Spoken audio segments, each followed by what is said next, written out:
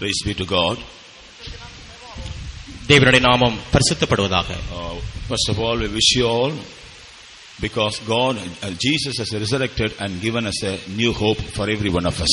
से आपको सबको आमंत्रित करते हैं. கர்த்தராகிய இயேசு கிறிஸ்து இந்த உயிர்த்தெழுந்தபடினாலே நம்ம எல்லாருக்கும் ஒரு புதிய நம்பிக்கை வந்திருக்கிறது. Praise be to God. परमेश्वर के नाम की महिमा हो. தேவனுக்கு மகிமை. And today we are going to meditate about the first message that Jesus declared after his resurrection. पुनरुत्थान के बाद पहला जो उन्होंने प्रचार किया उसके बारे में हम आपको बात से बात करना चाहते हैं. இன்று கர்த்தராகிய இயேசு கிறிஸ்து உயிரோடு எழுந்த பின்பு அவர் பிரசங்கித்த முதலாவது செய்தியை நான் உங்களுக்கு சொல்லியிருக்கிறேன். Not prasangita, what the first message he told. அவருடைய முதல் செய்தியை, सबसे पहला जो संदेश दिया.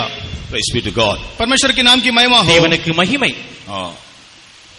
We know we receive many blessings because of the death of Jesus on the cross of Calvary. हम जानते हैं कि कलवरी क्रूस पर यीशु मसीह मरा, इसलिए हमें बहुत सारे आशीष मिले हैं. கர்த்தராகிய இயேசு கிறிஸ்து சிலுவையில் மரித்தபடினாலே நாம் பெற்றுக்கொண்ட எல்லா நன்மைகளையும் குறித்து நாம் தியானம் பண்ணினோம். We receive many blessings because Jesus died on the cross. हमें बहुत सारा आशीष मिला, उसका कारण यीशु मसीह क्रूस पर मरा. அவர் சிலுவையில் மரித்தபடினாலே நாம் எல்லா ஆசீர்வாதங்களையும் பெற்றுக்கொண்டோம். பெறுகிறோம், अनेक ஆசீர்வாதங்களை பெற்றுக்கொள்கிறோம். बहुत सारे आशीषों को हम पाते हैं. In the same way, we receive many blessings because Jesus is resurrected from the dead. उसी समान यीशु मसीह जी उठा, इसीलिए हमारे जीवन में बहुत सारे आशीषों को हम पाते हैं. இப்படியாக அவர் உயிர்த்தெழுந்த நிமித்தமாகவும் अनेक ஆசீர்வாதங்களை நாம் பெற்றுக்கொள்கிறோம். Praise be to God. परमेश्वर के नाम की महिमा हो. தேவனுக்கு மகிமை. During the days past also we would have heard many blessings that we receive because of the death of Jesus and because of the resurrection of Jesus. हम पिछले दिनों में हम बहुत सारे बार सुने होंगे, यीशु मसीह मरने के कारण और जी उठने के कारण हमें बहुत सारे आशीष मिले हैं. கர்த்தராகிய இயேசு கிறிஸ்துவின் மரணத்தின் மூலமாகவும் அவருடைய உயிர்த்தெழுதல் மூலமாகவும் நாம் பெற்றுக்கொண்ட ஆசீர்வாதங்களை நாம் கேள்விப்பட்டோம். We have come across many Good Fridays and Easter days during the days past. हम पिछले दिनों में बहुत सारे गुड फ्राइडे और ईस्टर के दिनों को हम पार किए हैं. நாம் கடந்த நாட்கள் अनेक गुड फ्राइडे अनेक ईस्टरகளை கடந்து வந்திருக்கின்றோம். So in all those occasions we heard many blessings. We heard about many blessings that we received because of the death and the resurrection of Jesus. हम इन दिनों में बहुत सारे आशीषों जो यीशु मसीह की मृत्यु और जय उठने के कारण पाए हैं. இப்படியாக மரணத்தின் மூலமாகவும் அவருடைய உயிர்த்தெழுதல் மூலமாகவும் உள்ள ஆசீர்வாதங்களை கடந்த நாட்களிலே நாம் கேட்டோம். But the message that we are going to hear today is very very important for you and for me. आज का जो संदेश है वो आपके लिए, जो सुनने वाले हैं वो आपके लिए और हमारे लिए बहुत ही मुख्य है. ஆனால் இன்று நீங்கள் கேட்க போகிற ஆசீர்வாதம் உங்களுக்கும் எனக்கும் மிகவும் முக்கியமான ஒன்று. If you do not have this experience after calling ourselves the children of God or the believers and the servants of God, then we declare that Jesus is not resurrected concerning our case. अगर हम जो परमेश्वर के बच्चे हैं, अगर इस आशीष को नहीं पाए हैं तो उसको पाना हमारे लिए बहुत ही जरूरी है. இப்படியாக நாம் தேவனுடைய பிள்ளைகளாக இருந்து இந்த ஆசீர்வாதங்களை பெற்றுக்கொள்ளவில்லை என்றால் அது மிகவும் ஒரு we declare that Jesus is not resurrected in my case. हम ऐसा कह सकते हैं कि यीशु मसीह मेरे लिए पुनरुत्थान नहीं पाया करके இந்த ஆசீர்வாதங்களை பெற்றுக்கொள்ளவில்லை என்றால் கர்த்தராகிய இயேசு எனக்காக உயிர்த்தெழவில்லை என்ற அர்த்தம். Praise be to God. परमेश्वर के नाम की महिमा हो. தேவனுக்கு மகிமை. Shall we all praise God for the presence of God is in our midst this morning.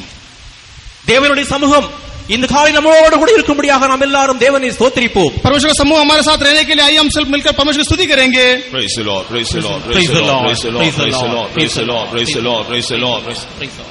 That God may deal with us according to His mind and plan. Let us praise God. परमेश्वर हमें उसके इच्छा के अनुसार, उसके मन के अनुसार चलाने के लिए आइए हम उसके लिए स्तुति करेंगे. தேவன் தம்முடைய மனதின்படியும் தீர்மானத்தின்படி நம்மளோடு இடைபடும்படியாக நாம் அவரை ஸ்தோத்திரம் பண்ணுவோம். Praise the Lord, praise the Lord, praise the Lord, praise the Lord, praise the Lord, praise the Lord, praise the Lord, praise the Lord, praise the Lord, praise the Lord. The Lord may remove all the hindrances from our midst. Let us praise God. परमेश्वर हमारे बीच में सारे रुकावटों को निकाल देना चाहिए, इसकी स्तुति करेंगे. எல்லா தடைகளையும் தேவன் எடுத்து போடும்படியாக நாம் தேவனை ஸ்தோத்திரம் பண்ணுவோம். Praise the Lord, praise the Lord, praise the Lord, praise the Lord, praise the Lord.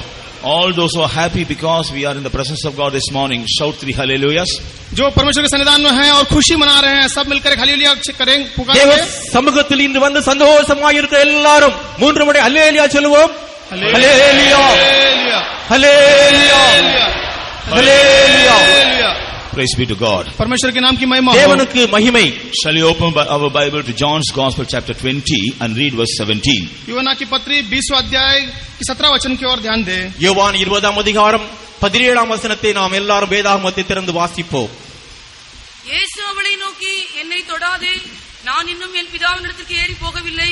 நீ என் சகோதரனிடத்திற்கு போய் நான் என் பிதாவினிடத்திற்கும் உங்கள் பிதாவினிடத்திற்கும் என் தேவனிடத்திற்கும் உங்கள் தேவனிடத்திற்கும் இன்னும் ஏறி போகிறேன் என்று அவர்களுக்கு சொல் என்றார். यीशु ने उससे कहा, मुझे मत छू, क्योंकि मैं अब तक पिता के पास ऊपर नहीं गया, परंतु मेरे भाइयों के पास जाकर उनसे कह दे कि मैं अपने पिता और तुम्हारे पिता और अपने परमेश्वर और तुम्हारे परमेश्वर के पास ऊपर जाता हूँ. Jesus said unto her, touch me not, for I am not yet ascended to my Father, but go to my brethren and say unto them, I ascend to my Father and your Father, and to my God and your God. Praise be to God. परमेश्वर के नाम की महिमा हो. தேவனுக்கு மகிமை. You know, after Jesus was resurrected, first of all, he appeared to Mary. हम देखते हैं कि यीशु मसीह पुनरुत्थान पाने के बाद கர்த்தராகிய இயேசு கிறிஸ்து உயிரோடு எழுந்த பின்பு முதலாவதாக மரியாளுக்கு தான் தரிசனமானாள் என்பதை நாம் அறிவோம். यीशु मसीह पुनरुत्थान पाने के बाद वो मरिया को पहले दर्शन दिया. And he spoke to her certain things about which we have now just read. उसने उनसे मरिया से जो बात किया उसके बारे में हमने अभी पढ़ा. நாம் இப்பொழுது வாசித்த வார்த்தைகளை தான் அவள் மரியாளிடத்தில் அப்பொழுது சொன்னார். He gave her a commission. उन्होंने उनको he commissioned her to do a certain work. वो उनको मरिया से कुछ काम करने के लिए कहा. சில காரியங்களை செய்யும்படியாக மரியாளிடத்தில் அவர் சொன்னார். He told her, go to my disciples.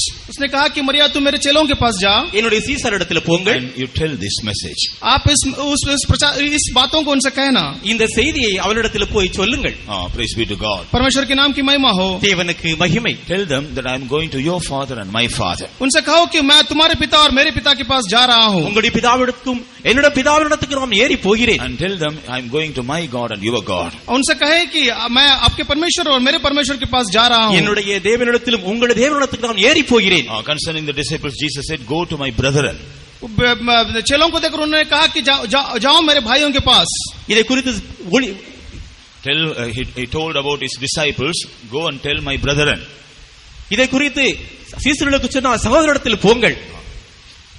சீஷர்களை பற்றி இயேசு மரியாளிடத்தில் என் சகோதரரிடத்தில் போங்கள் என்று சொன்னார். மரியாளிடத்திலே என் சகோதரரிடத்தில் போங்கள் என்று சொன்னார். मरिया से उन्होंने मेरे भाइयों के पास जाने के लिए कहा. He didn't tell Mary, go to my disciples. उन्होंने मरिया से ऐसा नहीं कहा कि मेरे चेलों के पास जाओ. மரியாளிடத்தில் என்னுடைய சீசரிடத்தில் போங்கள் என்று சொல்லவில்லை. He said, you go to my brethren. उन्होंने कहा कि जाओ मेरे भाइयों के पास जाइए. மரியாளிடத்தில் சொன்னார், என்னுடைய சகோதரரிடத்தில் போங்கள். What do we understand from this message? हम इससे क्या हम समझ सकते हैं? இந்த செய்தியிலிருந்து நாம் என்ன புரிந்து கொள்ளலாம்? Here Jesus is revealing a new relationship that we have with him. यहाँ पे जो है यीशु मसीह जो है एक नया रिश्ता जो हमें उनके साथ है उसके बारे में बताते हैं. இயேசு கிறிஸ்து ஒரு புதிய உறவை வைத்துக் கொள்ளும்படியாக அவர் கற்றுச்சொல்கிறார், வெளிப்படுத்துகிறார். He is revealing a new relationship. यहाँ पे वो एक नया प्रकटीकरण के बारे में दिखलाता है. ஒரு புதிய உறவை இங்கே அவர் வெளிப்படுத்துகிறார். Praise be to God. परमेश्वर के नाम की महिमा हो. தேவனுக்கு மகிமை. So far he was the master and he called his disciples as disciples. अब तक जो था वो एक master स्वामी था और वो अपने चेलों को चेलों की तरह पुकारता था. இப்படியாக இன்று வரைக்கும் அவர் எஜமானாகவும் அவருடைய சீசர்களாகவும் இருந்தார்கள். But today he is revealing a new relationship. और आज जो है एक नया रिश्तों को प्रकट करता है. ஆனால் இன்று ஒரு புதிய உறவை அவர் வெளிப்படுத்துகிறார். He says he is my brother. और कहता है कि ये मेरे भाई है. அவர் சொல்கிறார், இவர்கள் சகோதரர்கள். And also he says you go to I am going to your father and my father. और कहता है कि मैं जो है मेरे पिता और तुम्हारे पिता के पास जा रहा हूँ. அவர் சொல்கிறார், நான் என் பிதாவினிடத்திற்கும் உங்கள் பிதாவினிடத்திற்கும் போகிறேன். When Jesus was on this earth, he was always telling about my father, my father. जब यीशु मसीह संसार में था तो हमेशा वो मेरा पिता कहकर कहता था. இயேசு கிறிஸ்து அப்பொழுது உலகத்தில் இருக்கும் பொழுது என் பிதா என்று எப்பொழுதும் சொல்லி வந்தார். But after the resurrection he says, I am going to your father also. लेकिन पुनरुत्थान के बाद वो कहता है कि मैं तुम्हारे पिता के पास भी जा रहा हूँ. உயிர் தெழுந்த பின்பு அவர் சொல்கிறார், உங்கள் பிதாவினிடத்திற்கும் நான் போகிறேன். So God the Father has become the father for Jesus as well as his disciples, the brethren. पिता परमेश्वर जो है वो यीशु मसीह के लिए परमेश्वर रहा और उसके भाइयों के लिए भी परमेश्वर बन चुका है. பிதாவாகிய தேவன் இயேசு கிறிஸ்துவுக்கும் பிதாவாக இருந்தார், அவருடைய சகோதரர் அவர்களுக்கும் அவர் பிதாவாக இருந்தார். Praise be to God. परमेश्वर के नाम की महिमा हो. தேவனுக்கு மகிமை. So here Jesus is revealing the mind of the Father. यहाँ पे जो है यीशु मसीह परमेश्वर को उस मन को प्रकट करता है. இங்கே இயேசு கிறிஸ்து பிதாவினுடைய மனதை வெளிப்படுத்துகிறார். It was in the mind of the Father while creating the first man to beget a godly seed or a members of the family of God. परमेश्वर जो है पहले मनुष्य को जो इसीलिए बनाया क्योंकि परमेश्वर का प्रेम को दर्शित करे और वो उसके भागीदार बन जाए। இப்படியாக பிதாவாகிய தேவன் மனிதனை உருவாக்கும் பொழுது தேவனுடைய சாயலில் அவருடைய அன்பை வெளிப்படுத்தும் தேவ பக்தியுள்ள ஒரு சந்ததியும் ஒரு தேவனுடைய குடும்பத்தையும் உருவாக்கும்படியாக தான் தேவன் மனுஷனை சிருஷ்டித்தார். தேவ பக்தியுள்ள சந்ததிக்காக அவர் மனிதனை உருவாக்கினார். परमेश्वर के नाम की महिमा हो। It was in the mind of God to create a family on this earth. परमेश्वर का मन ये था कि उसके परिवार को संसार में वो उत्पन्न करे, அவருடைய குடும்பத்தை இந்த உலகத்தில் உருவாக்க வேண்டும் என்பது அவருடைய எண்ணமாக இருந்தது. We know if we call a family, we know there will be a father, mother and children. अगर हम एक परिवार के बारे में देखते हैं तो वहाँ पे एक माता, पिता और बच्चे दिखाई देते हैं. குடும்பத்தை குறித்து நாம் பார்க்கும் பொழுது ஒரு தகப்பன், தாய், பிள்ளைகள் உண்டு. In the same way we find there was a family in heaven. हम देखते हैं कि उसी समान स्वर्ग में एक परिवार है. இப்படியே பரலோகத்திலும் ஒரு குடும்பம் உண்டு. God the Father, God the Son and God the Holy Spirit, they form this heavenly family. पिता पुत्र, पिता परमेश्वर और पवित्र आत्मा जो है ये तीनों मिलकर एक स्वर्गीय परिवार होकर दिखाई देता है. பிதாவாகிய தேவன், குமாரனாகிய இயேசு கிறிஸ்து, பரிசுத்த ஆவி இவர்கள் மூன்று பேரும் பரலோகத்திலே ஒரு குடும்பமாக காணப்படுகிறார்கள். In order to join with those who are in the heavenly family, he wanted to create another family on the earth. उस स्वर्गीय परिवार के साथ मिलने के लिए संसार में भी उन्होंने एक परिवार को बनाया. அந்த பரலோகத்தில் உள்ள குடும்பத்தோடு சேரும்படியாக இந்த பூலோகத்திலும் குடும்பத்தை உருவாக்கினார். That's why உருவாக்க விரும்பினார். That's why he created the first man. इसीलिए उन्होंने पहला मनुष्य को सृष्टि किया. इस निमित्तமாகத்தான் அவர் முதலாம் மனிதனை சிருஷ்டித்தார். In Malachi chapter 2 and verse 15, Malachi का किताब में दूसरा अध्याय का 15 वचन में, மல்கியா 2ஆம் அதிகாரம் 15ஆம் வசனத்தில் we find why he created the first man. हम देख सकते हैं कि वो क्यों पहले मनुष्य को बनाया. முதலாம் மனிதனை அவர் ஏன் சிருஷ்டித்தார் என்பதை இங்கே நாம் பார்க்கலாம். To beget a godly seed. परमेश्वर की उस स्वर्गीय दृष्टि को बताने के लिए தேவ பக்தி உள்ள சந்ததியை பெறும்படியாக to beget in order to form a godly seed. क्योंकि एक स्वर्गीय बच्चों को पैदा करने के लिए இப்படியாக தேவ பக்தி உள்ள ஒரு சந்ததியை பெறும்படி. Praise be to God. परमेश्वर के नाम की महिमा हो. தேவனுக்கு மகிமை. But we find the first man unfortunately fell down from the plan of God. हम देख सकते हैं कि पहला मनुष्य जो है वो परमेश्वर की योजना से हट गया. ஆனால் இந்த முதலாம் மனிதனோ தேவனுடைய திட்டங்களில் இருந்து விழுந்து விட்டான். But God did not give up his plan. ஆனால் தேவனோ இந்த திட்டத்தை விடவில்லை. लेकिन परमेश्वर ने इसको छोड़ा नहीं. He wanted to somehow create a family on the earth. उसको किसी भी तरीके से एक परिवार को संसार में बनाना था. எப்படியாவது இந்த பூமியிலே அவர் குடும்பத்தை உருவாக்க விரும்பினார். Therefore in times in every seasons and times the Lord was doing certain things. इसलिए हम देख सकते हैं कि समय के अनुसार परमेश्वर ने अपने क्रिया को करता रहा. இப்படியாக சமயம் கொஞ்சமாக தேவன் கிரியை செய்து வந்தார். But it did not work out properly. लेकिन वो ठीक तरीके से बना नहीं पाया. ஆனால் சரியாக அவரால் செய்ய முடியவில்லை. Finally he wanted to send his only begotten son for this cause. आखिर में परमेश्वर को अपने इकलौता बेटे को बेचना पड़ा. கடைசியாக தம்முடைய ஒரே பேரான குமாரனை இந்த உலகத்தில் அனுப்பினார். We know Jesus came to this world in order to save sinners. हम जानते हैं कि यीशु मसीह संसार में पापियों को बचाने के लिए आया. பாவிகளை ரட்சிக்க கர்த்தராகிய இயேசு இந்த உலகத்தில் வந்தார் என்பதை நாம் அறிவோம். But that is not the only purpose for which Jesus came to this world. वो एक ही मुद्दे को लेकर यीशु मसीह संसार में नहीं आया. இந்த நோக்கத்திற்கு மாத்திரம் கர்த்தராகிய இயேசு கிறிஸ்து வரவில்லை. Jesus himself said why he came to this world. परमेश्वर खुद ही यीशु मसीह खुद ही कहता है कि वो इस संसार में क्यों आया. கர்த்தராகிய இயேசு கிறிஸ்துவே சொல்கிறார் நான் உலகத்தில் ஏன் வந்தேன். Even the apostles also say why Jesus came to this world. प्रेरितों के बारे में प्रेरितों ने भी कहा यीशु मसीह क्यों इस संसार में आया. கர்த்தராகிய இயேசு கிறிஸ்து உலகத்தில் ஏன் வந்தார் என்று அப்போஸ்தலரும் சொல்லுகிறார்கள். Especially Saint Paul is telling this secret, the mystery that was in the mind of God. संत पौलुस भी परमेश्वर के मन में उस छिपी गुप्त बातों के बारे में कहता है. அப்போஸ்தலனாகிய பவுலும் தேவனுடைய ரகசியத்தை தேவனுடைய மனதை வெளிப்படுத்தினார். When we turn to Ephesians the first chapter, हम एफिसियों की पत्री पहला अध्याय की ओर मुड़ते हैं. जब எபேசியர் முதலாம் அதிகாரத்தை திருப்பினால் in verses 9 and 10, 9 और 10 वचन में 9 10 वचनத்தில் here we find the mystery that was hidden in the mind of God. यहाँ हम जो परमेश्वर के मन में जो गुप्त बात है उसके बारे में देख सकते हैं. தேவனுடைய மனதில் உள்ள ரகசியத்தை நாம் இதில் நாம் பார்க்கலாம். Kindly read these verses. தயவு செய்து வசனத்தை வாசியுங்கள். காலங்கள் நிறைவேறும்போது விளங்கும் நியமத்தின்படி பரலோகத்தில் இருக்கிறவைகளும் பூலோகத்தில் இருக்கிறவைகளும் ஆகிய சகலமும் கிறிஸ்துவுக்குள்ளே கூட்டப்பட வேண்டும் என்று தமக்குள்ளே தீர்மானித்திருந்த நம்முடைய தயவுள்ள சித்தத்தின் ரகசியத்தை எங்களுக்கு அறிவித்தார்.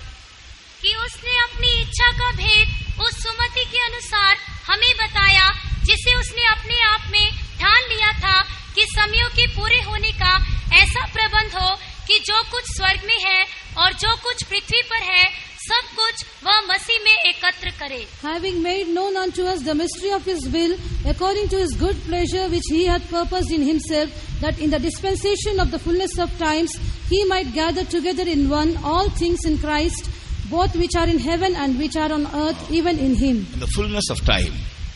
समय की காலங்கள் நிறைவேறும் போது It was in the mind of God to gather together all things that are in heaven and on the earth in Christ. परमेश्वर का ये मन की इच्छा थी कि समय से अनुसार संसार और आकाश की सारी चीजों को यीशु मसीह में एकत्रित करे। பரலோகத்திலுள்ளவளும் பூலோகத்திலுள்ளவும் கிறிஸ்துவுக்குள்ளே கூட்டப்பட வேண்டும் என்று எண்ணினார். Whom do we find in heaven? हम स्वर्ग में किसको देखते हैं? பரலோகத்தில் நாம் யாரை பார்க்கலாம்? As I told you, triune God is there. त्रित्व परमेश्वर है। நான் சொல்லியது போல திருத்தேக தேவன் அங்கே உண்டு. And whom do we find on the earth? हम संसार में किसको देखते हैं? பூலோகத்தில் நாம் யாரை பார்க்கலாம்? The members of the family of God. हम एक परमेश्वर की परिवार के अंगों को देखते हैं। தேவனுடைய குடும்பத்தின் உறுப்புகளை, அங்கத்தினர்களை. Praise be to God. परमेश्वर के नाम की महिमा हो। தேவனுக்கு மகிமை. They all are going to be gathered together in Christ. हम सब लोग हैं यीशु मसीह में एकत्रित होंगे। அவர்கள் இருவரும் கிறிஸ்துவுக்குள்ளே கூட்டப்பட வேண்டும். When this is going to take place? ये कब होगा? இது எப்பொழுது நடைபெறும்? At the secret coming of the Lord Jesus. परमेश्वर के गुप्त आगमन में होगा। கர்த்தராகிய இயேசு கிறிஸ்துவின் ரகசிய வருகையில் நடக்கும். Praise be to God. परमेश्वर के नाम की महिमा हो। தேவனுக்கு மகிமை. So God is hastily preparing a family, the members of the family of God, so that they all may join together with the heavenly family through Christ in the mid-air. परमेश्वर जो है संसार के परिवार को तैयार करता है ताकि वो यीशु मसीह के द्वारा वो स्वर्गीय परिवार के साथ जुड़ जाए। கர்த்தராகிய இயேசு கிறிஸ்துவின் மூலமாக பூலோகத்தில் உள்ள ஒவ்வொரு குடும்பத்தின் அங்கத்தினரும் பரலோகத்தில் உள்ளவர்களோடு சேர்ந்து சேர வேண்டும் என்று விரும்புகிறார். In order to create this heavenly family, Jesus came to this world. इस सांसारिक परिवार को बनाने के लिए यीशु मसीह इस संसार में आया। இந்த பரலோக சம்பந்தத்தை உண்டாக்கும்படியாக கர்த்தராகிய இயேசு கிறிஸ்து இந்த உலகத்தில் வந்தார். This is the main purpose for Jesus came to this world. यीशु मसीह इस संसार में आने का एक ही उद्देश्य है। கர்த்தராகிய இயேசு கிறிஸ்து உலகத்தில் வருவதின் முக்கியமான காரணம் இதுதான். He has not only came to save the sinners. वो संसार में सिर्फ पापियों को छुटकारा देने के लिए नहीं, அவர் பாவிகளை ரட்சிப்பதற்காக மாத்திரம் வரவில்லை. He has not only come to deliver the sick people. बीमारियों को छुटकारा देने के लिए ही सिर्फ वो इस संसार में नहीं आया। வியாதியஸ்தர்களை குணமாக மாத்திரமல்ல, He has not only come to deliver the people those who are bound by various evil spirits. बहुत सारे दुष्ट आत्माओं से बंधित लोगों को छुटकारा देने के लिए ही सिर्फ वो नहीं आया। பொல்லாத ஆவிகளில் உள்ளவர்களை விடுவிக்க மாத்திரமல்ல, He has not only come to show the heavenly Father to the people on the earth. इस संसार के लोगों को स्वर्गीय पिता को दर्शलाने के लिए सिर्फ वो नहीं आया। பரலோகத்தில் உள்ள தேவனை பிதாவை இந்த உலகத்திற்கு காட்டும்படியாகவும் அல்ல, He has not only come to preach the mysteries of the kingdom of God to his disciples. इस संसार में सिर्फ वो स्वर्गीय गुप्त बातों को बताने के लिए, अपने शिष्यों को बताने के लिए ही नहीं आया। பரலோக ராஜ்யத்தின் ரகசியங்களை மாத்திரம் காட்டுவதற்கல்ல, He came specially or mainly to create the members of the heavenly family. वो जो है संसार में स्वर्गीय परिवार बनाने के लिए इस संसार में आया। பரலோகத்தில் நாம் குடும்ப அங்கத்தினராக மாற்றும்படியாக அவர் வந்தார். If you turn to Ephesians chapter 3 and verse 14, एफिसियों की पत्री 3 अध्याय का 14 और 15 वचन पढ़ेंगे। எபேசியர் 3 அதிகாரம் 14 வசனத்தை நாம் படிக்கும் பொழுது, here Saint Paul is mentioning that family. यहाँ पे जो है संत पौलुस जो है उस परिवार के बारे में बताता है। இங்கே அப்போஸ்தலனாகிய பவுல் இந்த குடும்பத்தை குறித்து சொல்லுகிறார். He says there's a family in heaven and also on the earth. वो कहता है कि स्वर्ग में एक परिवार है और संसार में भी एक परिवार है। அவர் சொல்கிறார் பரலோகத்திலும் பூலோகத்தின் முழு குடும்பம். So God the Father, He is the author for both the families. पिता परमेश्वर जो है यही जो है दोनों परिवार के मुख्य आदमी है। பிதாவாகிய தேவனே இந்த பரலோக குடும்பத்திற்கும் முழு குடும்பத்திற்கும் காரணராய் இருக்கிறார். And because Jesus is the root cause for creating this family, He is also considered to be important person in this family. इस परिवार को बनाने के लिए यीशु मसीह एक मूलधार है, इसीलिए उनको भी एक बहुत ही मुख्य दिया गया है। இந்த குடும்பத்திற்கு உருவாக்கும்படியாக கர்த்தராகிய இயேசு கிறிஸ்து முக்கியமான மூல காரணமாய் இருக்கிறபடியால் அவர் இந்த குடும்பத்தின் அங்கத்தினர் முக்கியமாய் கருதப்படுகிறார். So beloved children of God, because Jesus was resurrected from the dead, हे परमेश्वर के प्रिय लोगों, यीशु मसीह पुनरुत्थान पाने के कारण, பிரியமானவர்களே, கர்த்தராகிய இயேசு கிறிஸ்து உயிர் தெழுந்தபடியினால் we have the privilege of being brought into the family of God. हम जो है हमें परमेश्वर के उस परिवार में एकत्रित करने का एक हमें सौभाग्य मिला है। நாம் தேவனுடைய குடும்பத்தில் அங்கத்தினால் மாறும்படியாக சிலாக்கியம் கிடைத்திருக்கிறது. Praise be to God. परमेश्वर के नाम की महिमा हो। தேவனுக்கு மகிமை. When Jesus came to this world, this work was not accomplished. जब यीशु मसीह संसार में आया तो एक कार्य पूर्ण नहीं हुआ था। இயேசு கிறிஸ்து உலகத்தில் பிறந்தபோது இந்த காரியங்கள் நிறைவேறவில்லை. He had to accomplish many things so that we all may be brought into this family. उनको बहुत सारे चीजों को कार्यों को खत्म करना था ताकि हम यीशु स्वर्गीय परिवार के साथ जुड़ जाए। நாம் பரலோக குடும்பமாக மாறும்படியாக अनेक காரியங்களை நிறைவேற்றி முடிக்க வேண்டியதா இருந்தது. While he was living on this earth, he was making the preparation of the family of God. वो जो संसार में जब जीवित थे तो वो यीशु स्वर्गीय परिवार के बारे में वो अपने तैयार कर रहा था। இந்த உலகத்தில் அவர் ஜீவிக்கும் பொழுது இந்த குடும்பத்தை ஆயத்தப்படுத்திக் கொண்டிருந்தார். But after he was dead, buried and resurrected from the dead, this thing was established. जब वो मारा गया, गाड़ा गया और पुनरुत्थान पाया गया तो इसको वो स्थापित किया। அவர் மரித்து அடக்கம் பண்ணப்பட்டு உயிரோடு எழுந்த பின்பு இந்த காரியங்கள் நிறைவேறி முடிந்தன. That's why the first message that Jesus declared after his resurrection was this. इसीलिए यीशु मसीह जीवित पुनरुत्थान होने के बाद सबसे पहला जो उन्होंने बात किया वो यही है। ஆனபடியால் கர்த்தராகிய இயேசு கிறிஸ்து உயிரோடு எழுந்த பின்பு முதலாவதாக இந்த செய்தியை அவர் சொல்லுகின்றார். Therefore we have to examine and find out whether we are one of the members of the family of God. इसलिए हम अपने आप को जांच कर देखना चाहिए कि क्या हम उस परमेश्वर के परिवार के अंग है क्या। நாம் தேவனுடைய குடும்பத்தில் ஒரு உறுப்பினராக இருக்கிறோமா என்று இந்த காலவேளை நம்மை ஆராய்ந்து பார்ப்போம். We have our own families. हमें अपने खुद की परिवार है। ஆம், நமக்கு என்று ஒரு சொந்த குடும்பம் உண்டு. But God is preparing and building up a great family of God from the children of God all over the world. परमेश्वर जो है अपने लिए एक बड़ा परिवार सारे परमेश्वर के बच्चों के द्वारा एक परिवार को बना रहा है। தேவ ஜனங்கள் மூலமாக கர்த்தராகிய இயேசு கிறிஸ்து பிதாவுக்கு ஒரு குடும்பமாக பரலோக குடும்பமாக மாற்றி இருக்கிறார். மாற்றி கொண்டு வருகிறார். He is preparing a group of the family of God. परमेश्वर जो है परमेश्वर का एक परिवार को तैयार कर रहा है। இப்படியாக பரலோகத்தில் உள்ள தேவ குடும்பமாக நம்மை மாற்றிக் கொண்டு வருகிறார். Praise be to God. परमेश्वर के नाम की महिमा हो। தேவனுக்கு மகிமை. In the scripture we see how we can be brought into this family. पवित्र शास्त्र में हम देख सकते हैं कि हम किस तरीके से इस परिवार का सदस्य बन सकते हैं। வசனத்தின் மூலமாக நாம் எப்படி இந்த குடும்பத்தின் அங்கத்தினால் மாற முடியும் என்று பார்க்கிறோம். There are 5 different experiences we have to come across in order to be established in the family of God. अगर हमको इस परिवार के अंग बनना है, सदस्य बनना है, तो 5 आत्मिक बातों के बारे में हमको सीखना पड़ेगा। இந்த குடும்பத்தின் அங்கத்தினால் மாறுவதற்கு சிறப்படுவதற்கு நமக்கு 5 காரியங்கள் உள்ளதை நாம் பார்க்கிறோம். First of all, in Ephesians chapter 1 and verse 6. एफिसियों की पत्री पहला अध्याय 6वां वचन में पढ़ते हैं। எபேசியர் 1ஆம் அதிகாரம் 6ஆம் வசனத்தில் படிக்கின்றோம். 5 in Tamil. தம்முடைய தயவுள்ள சித்தத்தின்படியே நம்மை இயேசு கிறிஸ்து மூலமாய் தமக்கு சுவிகார புத்திரராகும்படி முன் குறித்திருக்கிறார். 5 in Tamil. और अपनी इच्छा की सुमति के अनुसार हमें अपने लिए पहले से ठहराया कि यीशु मसीह के द्वारा हम उसके लेपालक पुत्र हों. To the praise of the glory of His grace, wherein He hath made us accepted in the beloved. Praise be to God. परमेश्वर के नाम की महिमा हो। தேவனுக்கு மகிமை. In verses 5 and 6 we read about 2 things. हम इस 5वें और 6वें वचन में 2 चीजों के बारे में देख सकते हैं। இந்த 5ஆம் 6ஆம் வசனத்தில் நாம் 2 காரியங்களை பார்க்கலாம். In verse 5 in Tamil we see first of all we should be accepted in the beloved. हम 5वें वचन में तमिल में देख सकते हैं कि हम जो है यीशु मसीह में स्वीकार होना चाहिए। முதலாவது 5ஆம் வசனத்தை தமிழில் படிக்கிறோம். நாம் பிரியமானவர்களாக நாம் பிரியமானவர்களாக அங்கீகரிக்கப்பட்டு ஏற்றுக்கொள்ளப்படுகிறோம். We must be accepted in the beloved. हम जो है यीशु मसीह में उसके प्रिय में मोल लेना चाहिए। பிரியமானவர்களுக்குள் நாம் முதலாவதாக அங்கீகரிக்கப்படுகிறோம். Next in the next verse we find we should become adopted children of God. हम उसके अगले वचन में देखते हैं कि परमेश्वर के मोल लिए हुए बच्चे होकर दिखाई देना चाहिए। 6ஆம் வசனத்தில் படிக்கிறோம் சுவிகார புத்திரராகும்படி என்று. We have to become the adopted children. சுவிகார புத்திரராக வேண்டும். हम जो है उसके मोल लिए बच्चे बालक होकर दिखाई देना चाहिए। சுவிகார புத்திரராக வேண்டும். And thirdly we should be brought into this family. हम तीसरी तरीके से देखने से हम इस परिवार की ओर ले आया जाना चाहिए। மூன்றாவதாக இந்த குடும்பத்துக்குள் நாம் கொண்டு வர வேண்டும். And fourthly we should be united as one body, or we should be established we should be strengthened in this family. चौथा तरीके से हम देखने से हम सब जो है एक उस परमेश्वर के शरीर की अंग होकर दिखाई देना चाहिए। நான்காவது இந்த குடும்பத்தில் நாம் ஸ்திரப்பட வேண்டும். And fifthly we should be established and we should become firm members in the family. हम जो है एक स्थिर इस परिवार के एक स्थिर अंग होकर दिखाई देना चाहिए. ஐந்தாவதாக இந்த குடும்பத்தின் ஒரு உறுப்பினர்களாக நாம் சிறப்பட்டு வளர வேண்டும். Praise be to God. परमेश्वर के नाम की महिमा हो. தேவனுக்கு மகிமை. First of all, we read we should be accepted in the beloved. सबसे पहले हमें देखते हैं कि उस प्रिय के अंदर हम अपने आप को मोल लेना चाहिए. முதலாவது நாம் படித்தோம் இந்த பிரியமானவர்களுக்குள் நாம் அங்கீகரிக்கப்பட வேண்டும் என்று. Why we should be accepted? क्यों हम उसको स्वीकार होना चाहिए? நாம் ஏன் ஏற்றுக்கொள்ளப்பட வேண்டும்? By birth we were sinners.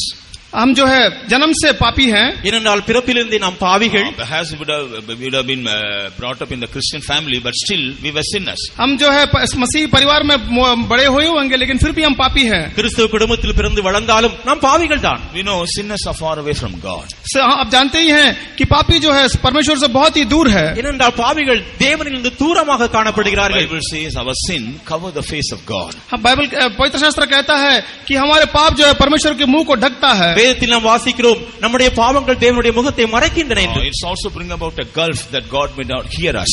इसे उसके बीच में हमारे और परमेश्वर के बीच में एक बड़ा सा गड्ढा है, जिससे परमेश्वर हम जो भी कहते हैं परमेश्वर नहीं सुन सकता है. நமக்கும் தேவனுக்கும் நடுவிலே ஒரு பெரிய பள்ளம் உண்டாகிறபடியால் அவருடைய வார்த்தைகளை கேட்க முடியாது. But in order to bring us into the family of God, लेकिन परमेश्वर के उस परिवार के अंगों होकर बदलने के लिए, ஆனால் அவருடைய குடும்பத்தின் அங்கத்தினராக நாம் மாறும்படியாக we should be changed from the state of being sinners and we should be brought in, we should be accepted in the beloved. हम जो है उस पाप को छोड़कर परमेश्वर के एक स्वीकार होकर बदलना चाहिए. நாம் இந்த பாவத்திலிருந்து வேறுபட்டு பாவத்திலிருந்து பிரிந்து பிரியமானவர்களும் அங்கீகரிக்கப்பட வேண்டும். Praise be to God. परमेश्वर के नाम की महिमा हो. தேவனுக்கு மகிமை. We read in this verse, हम इस वचन को पढ़ते हैं. நாம் இந்த வார்த்தையில் வசனத்தில் படிக்கிறோம். we should be accepted in the beloved for the praise of the glory of his grace. परमेश्वर के उसमें स्वीकार हो जाना चाहिए ताकि हम उसकी महिमा को और आत्मा उसके आशीषों को पाए. நாம் வசனத்தில் படிக்கிறோம் பிரியமானவருக்குள் தாம் நமக்கு தந்தருளின தம்முடைய கிருபையின் மகிமைக்கு புகழ்ச்சியாக என்று. We read 3 verses: praise, glory, grace. हम 3 वचन को यहाँ पे 3 वचन को देख सकते हैं. स्तुति, महिमा, Grace. और अनुग्रह.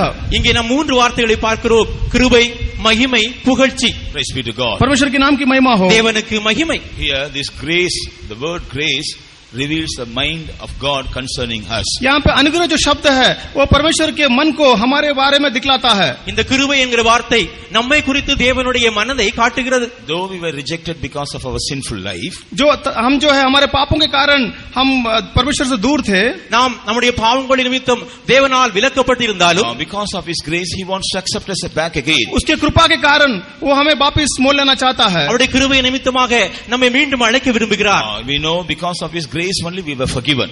इसी हम जानते हैं कि उसके अनुग्रह के कारण ही हमारे पापों को भूल गया है. அவருடைய கிருபை நிமித்தமாக நம்முடைய பாவங்களை அவர் மன்னித்தார். It is because of his grace he has drawn us again unto him. उसके अनुग्रह के द्वारा ही उसने हमें उसकी ओर मोल लिया है. கிருபை நிமித்தமாக அவரண்டையிலே அவர் திரும்பவும் கொண்டு வந்தார். So this is the intention of the God, intention of God. यही जो है परमेश्वर की इच्छा है. இதுதான் தேவனுடைய எண்ணம்.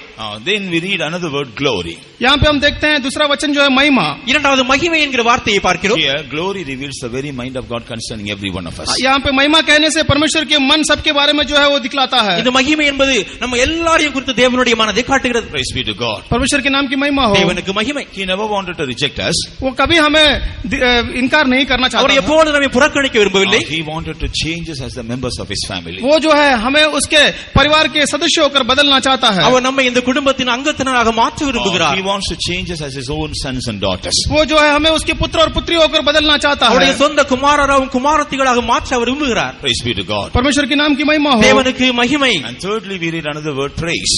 हम तीसरे जो praise we read. மூன்றாவதாக நாம் புகழ்ச்சி என்கிற வார்த்தையை பார்க்கிறோம். स्तुति. तीसरा जो हम देखते हैं स्तुति कर देखते हैं. Praise be to God. परमेश्वर के नाम की महिमा हो. தேவனுக்கு மகிமை. This reveals the purpose of God getting fulfilled in our lives. ये जो है परमेश्वर के जो इच्छा है हमारे जीवन में पूरा होते हुए दिखाई देता है. தேவனுடைய சித்தமானது நம்முடைய வாழ்க்கையில நிறைவேற்றும்படியாக இதை காட்டுகிறது. Praise be to God. परमेश्वर के नाम की महिमा हो. தேவனுக்கு மகிமை. So in the sight of God we are like cast away. हम परमेश्वर के सामने जो है परमेश्वर की दृष्टि में एक दूर गए हुए मनुष्य के समान है. நாம் தேவனுக்கு முன்பாக ஒரு மண்ணாக காணப்படுகிறோம். தள்ளப்பட்ட மனிதராக காணப்படுகிறோம். But God wants to draw us closer to him. लेकिन परमेश्वर जो है उसकी ओर निकट आने के लिए चाहता है. ஆனால் தேவனோ அவருக்கு அருகில் வரும்படியாக விரும்புகிறார். He wants to change our wretched state. वो जो है हमारे जो दीन अवस्था को बदलना चाहता है. நமது பரிதாபமான நிலைமையை மாற்ற விரும்புகிறார். He wants to fulfill his purpose in our life. वो जो है उसकी इच्छा हमारे जीवन में पूर्ण करना चाहता चाहता है। அவருடைய எண்ணங்களை அவருடைய சிந்தனை நம்முடைய வாழ்க்கையில் நிறைவேற்ற விரும்புகிறார். Praise be to God. परमेश्वर के नाम की महिमा हो। தேவனுக்கு மகிமை. We can come across this experience when our sins are fully forgiven. हम इस अवस्था की ओर आ सकते हैं जब हमारा पाप पूरा परमेश्वर माफ करता है। நம்முடைய பாவங்களை தேவன் முழுவதுமாக மன்னிக்கும் போது நாம் இப்படிப்பட்ட அனுபவத்தில் வருகிறோம். That we may become accepted in the beloved. हम जो है परमेश्वर के स्वीकार योग्य होकर दिखाई देने के लिए நாம் பிரியமானவர்களுக்கு நாம் அங்கீகரிக்கப்படும் போது What did Jesus do? परमेश्वर यीशु मसीह ने क्या किया? இயேசு கிறிஸ்து என்ன செய்கிறார்? As we read in 2 Corinthians chapter 8 and verse 9. दूसरा कोरिन्थी 8वां अध्याय का 9वां वचन में 2 கொரிந்தியர் 8ஆம் அதிகாரம் 9ஆம் வசனத்தில் வாசிக்கிறது போல we find Jesus who was rich, he made himself poor in order to make us rich. हम देख सकते हैं कि यीशु मसीह जो अमीर था वो अपने आप को दरिद्र बना ताकि हम अमीर बन जाए.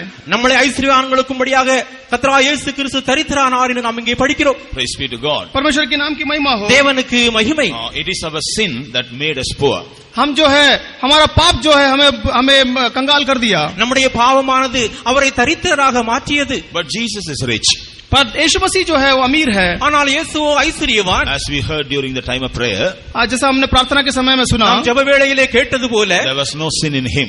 उसमें कोई भी पाप नहीं था. அவருக்குள் எந்த பாவமும் இல்லை. He did no sin. उन्होंने कोई पाप नहीं किया. அவர் எந்த பாவத்தையும் செய்யவில்லை. He knew no sin. उन्हें कोई पाप जाना नहीं. அவர் எந்த பாவத்தையும் அறியார். He was a sinless son of God. वो जो है बिगर पाप அவர் பாவமில்லாத தேவனுடைய குமாரன். Praise be to God. परमेश्वर के नाम की महिमा हो. தேவனுக்கு மகிமை. But in order to make us rich, हमें अमीर बनाने के लिए, धनवान बनाने के लिए, நம்மை அவர் ஐஸ்வர்யவான்களாக மாற்றும்படி, in order to deliver us from all of our sinful life, हमारे सारे पापों से छुटकारा देने के लिए, நம்முடைய பாவ வாழ்க்கையிலிருந்து விடுவிக்கும்படியாக he became sin for our cause. वो जो है हमारे लिए पाप बन गया. நம் நிமித்தமாக அவர் பாவமானார். He made himself poor for our sake. वो अपने आप को कंगाल बनाया हमारे पापों के लिए. நம் நிமித்தமாக அவர் தரித்திரராக மாறினார். In order to forgive us from all of our sin. हमारे सारे पापों से माफ करने के लिए, நம்முடைய எல்லா பாவங்களையும் மன்னிக்கும்படியாக, in order to cleanse us from all of our sin. हमारे सारे पापों से शुद्ध करने के लिए, நம்முடைய பாவங்களிலிருந்து நம்மை சுத்திகரிக்கும்படியாக, in order to redeem us from our sin. हमारे पापों से छुटकारा देने के लिए, நம்முடைய பாவங்களிலிருந்து நம்மை விடுவிக்கும்படியாக,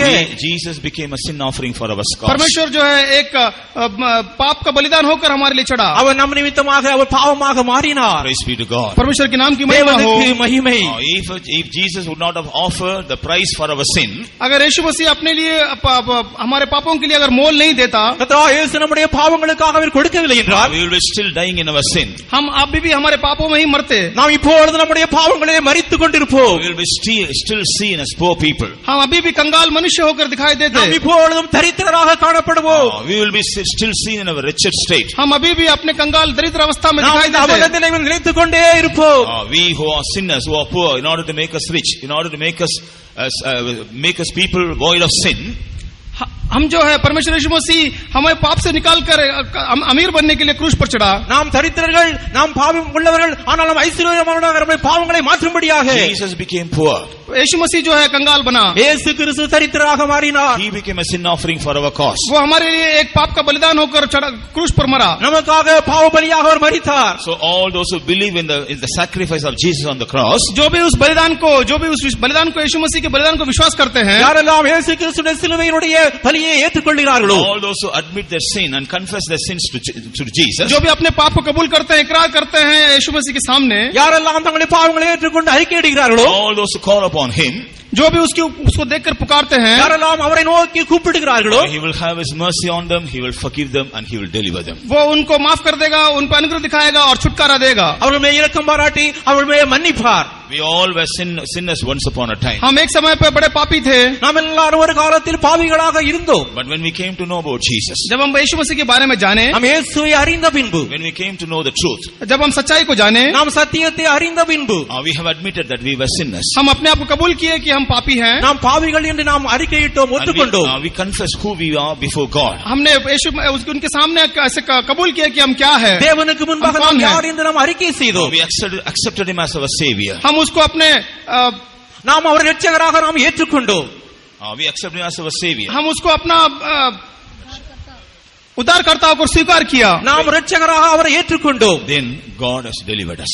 उसी समय परमेश्वर ने हमें छुटकारा दिया। பின்பு தேவன் நம்மை விடுவித்தார். Jesus forgave our sins. परमेश्वर यीशु मसीह ने हमारे पापों को இயேசு माफ நம்முடைய किया। பாவங்களை மன்னித்தார். Now we are no more sinners. हम अभी कोई भी पापी नहीं நாம் है। இப்பொழுது பாவிகள் இல்லை. Now we are rich in the sight of God. हम यीशु मसीह के परमेश्वर के सामने धनवान हैं। தேவனுக்கு முன்பாக ஐஸ்வர்யவான்களாய் இப்பொழுது இருக்கிறோம். Literally we may be poor. शारीरिक तौर से हम गरीब होंगे, எழுத்தின்படியோ நாம் தரித்திரர். But because we are forgiven by Jesus, we all are rich in the presence of God. हम यीशु मसीह के द्वारा हमारे सारे पापों को माफ किया गया, इसीलिए हम उनके समूह में बहुत ही अमीर है। இயேசுவின் மூலமாக நம் மன்னிப்பை அடைந்திருக்கிறபடியால் இப்பொழுது அவருடைய சமூகத்தில் ஐஸ்வர்யவான்களாய் காணப்படுகிறோம். The earthly riches may fail us one day. जो संसार की जो धन है वो हमें एक दिन धोखा देगा। ஒரு நாள் இந்த உலகத்தின் ஐஸ்வர்யங்கள் போய்விடும். But these riches will take us to heaven one day. लेकिन ये जो धन है वो हमें स्वर्ग में ले जाएगा। ஆனால் இந்த ஐஸ்வர்யமோ பரலோகத்துக்கு நம்மை ஒரு நாள் கொண்டு போகும். Because Jesus made himself poor for our sake, now we have become rich.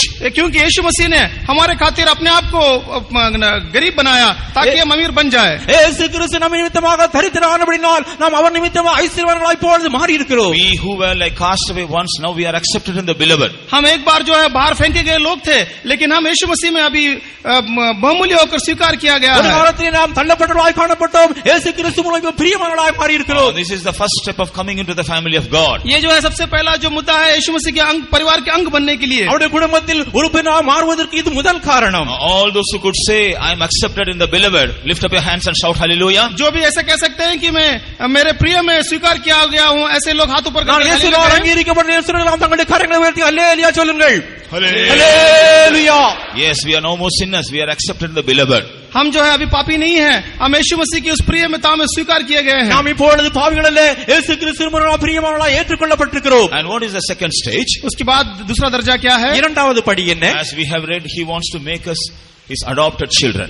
हमने जैसा दूसरा वचन बार पढ़े हैं, वो हमें एक उसका मोल लिया हुआ बच्चा होकर बदलना चाहता है। இரண்டாவது நாம் பார்த்தது போல அவர் நம்மளை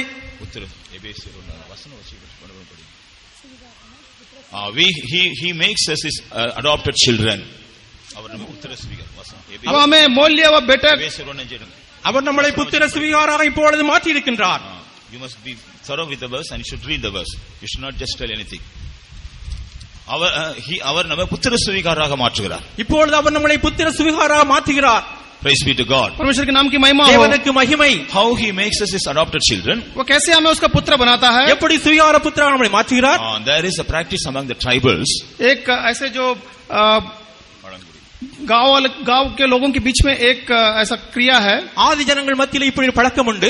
If they want to adopt anybody into their tribe, अगर उनको किसी भी बाहर के लोगों को अपने कुल में लेना है तो மற்றவர்களை தங்களுடைய கோத்திரத்தில் ஏற்றுக்கொள்ள வேண்டும் என்றால் the leader of the tribe, he will cut his hand. जो उसका जो लीडर है, वो कुल का जो अधिपति है, वो अपने हाथ को काटेगा और खून निकालेगा। அந்த கோத்திர தலைவன் தன்னுடைய கரங்கள் வெட்டுவான். Blade la kilipa. தன்னுடைய கரங்களை ऐसा काटेगा। And the person, the boy or girl whom they want to accept into their tribe, their hand also will be cut by blade. जो उस स्कूल में जो बच्चा या लड़का या लड़की को लेना चाहते हैं, वो भी अपने हाथ को ऐसा काटेंगे। எந்த பிள்ளையை தங்களுடைய கோத்திரத்தில் எடுத்துக்கொள்ள விரும்புவார்களோ அந்த பிள்ளையுடைய கரங்களிலும் அப்படி பிளேடை வைத்து வெட்டுவார்கள். So there will be bleeding on both the hands. So दोनों के हाथों में खून बहता दिखाई देगा। இரண்டு பேருடைய கரங்களிலும் இரத்த வழியும். Although the head of this tribe, he will take hold of the other hand that is cut and keep it on his hand. जो उस कुल का अधिपति है, वो अपने हाथ दूसरे बच्चे का जो हाथ है अपने हाथ में लेकर लगाएगा। இப்படியாக அந்த கோத்திர தலைவன் இந்த பிள்ளையினுடைய கரங்களோடு தங்களுடைய கரங்களை வைப்பான். That shows that he has accepted that person into their tribe. उसका मतलब यही हुआ कि उस गोत्र में जो है उस बच्चे को स्वीकार कर लिया है। இப்படியாக தன்னுடைய கோத்திரத்தில் சுவிகார புத்திரமாக ஏற்றுக்கொண்டான் என்ற அர்த்தம். Praise be to God. परमेश्वर के नाम की महिमा हो। தேவனுக்கு மகிமை. Jesus also had done the same thing in order to make us his adopted children. परमेश्वर यीशु मसीह ने भी यही कार्य किया ताकि हम उसका पुत्र बन जाए।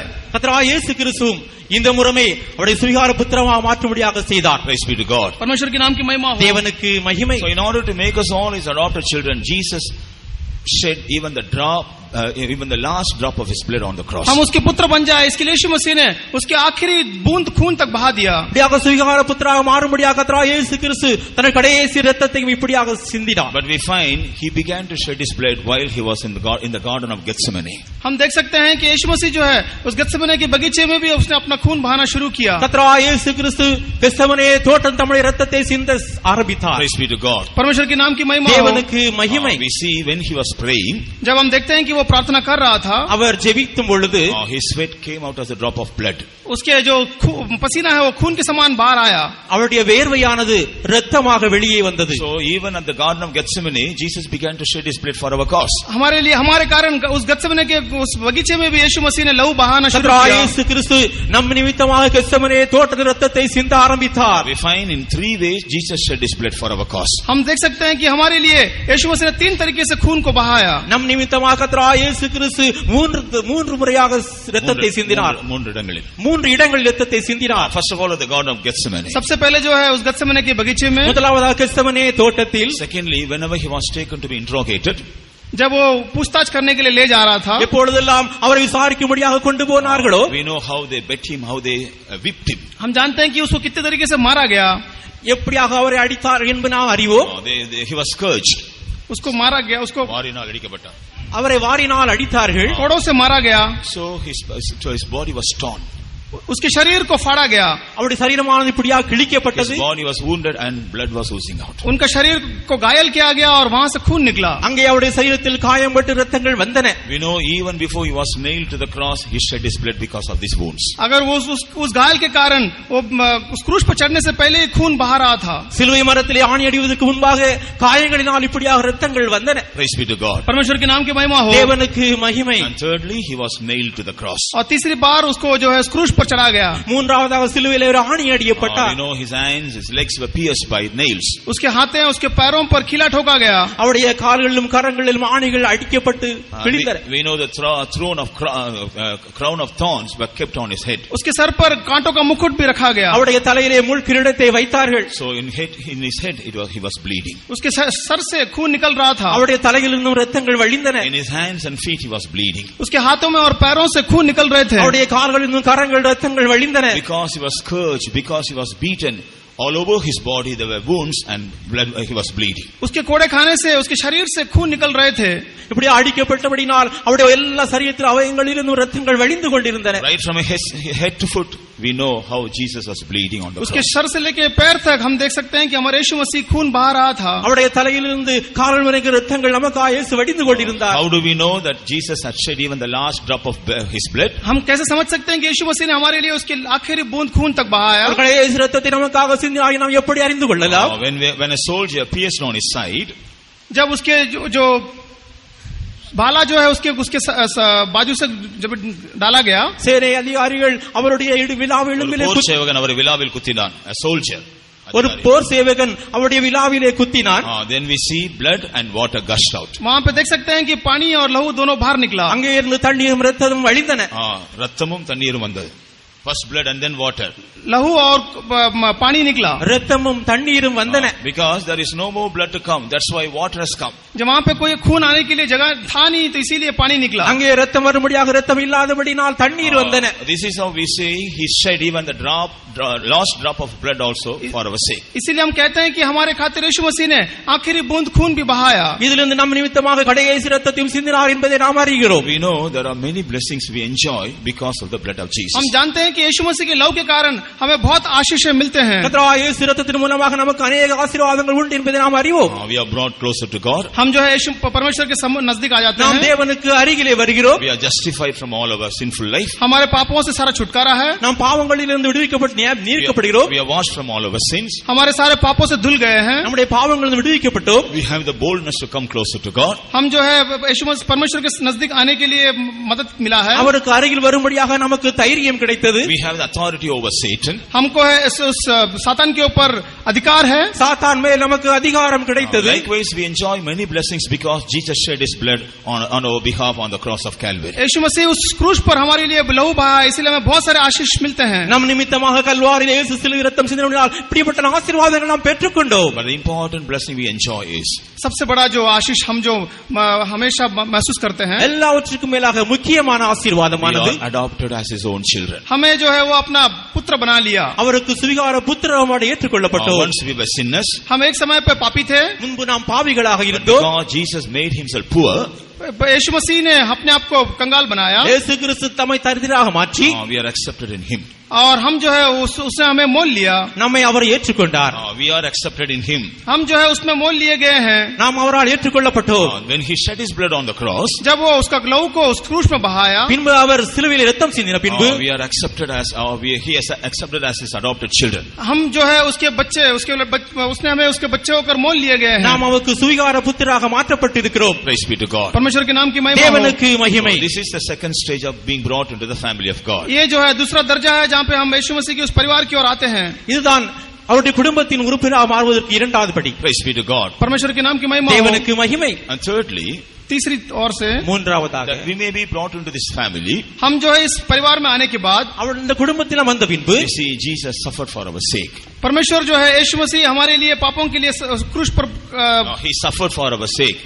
वो हमारे पापों के हमारे लिए वो क्रूस पर सहन किया. நம் நிமித்தமாக அவர் பாடுகளை அனுபவித்தார். He suffered for not sin. He suffered for our sake. वो हमारे लिए कष्ट उठाया. நம் நிமித்தமாக அவர் பாடுகளை பெற்றார். Praise be to God. परमेश्वर के नाम की महिमा हो. தேவனுக்கு மகிமை. If you turn to Hebrews the second chapter and read the 10th verse, अगर हम इब्रूस की दूसरा अध्याय 10वां वचन में पढ़ते हैं, इब्रानियों की दूसरा अध्याय 10वां वचन, இப்ரேயர் 2 அதிகாரம் 10 வசனத்தை வாசித்தால், ஏனென்றால் தமக்காகவும் தம்மாலேயும் சகலத்தையும் உண்டாக்கினவர் அநேகம் பிள்ளைகளை மகிமையில் கொண்டு வந்து சேர்க்கையில் அவர்களுடைய ரட்சிப்பின் அதிபதியை உபத்திரவங்களிலே பூர்ணப்படுத்துகிறதுக்கு அவருக்கு ஏற்றதா இருந்தது.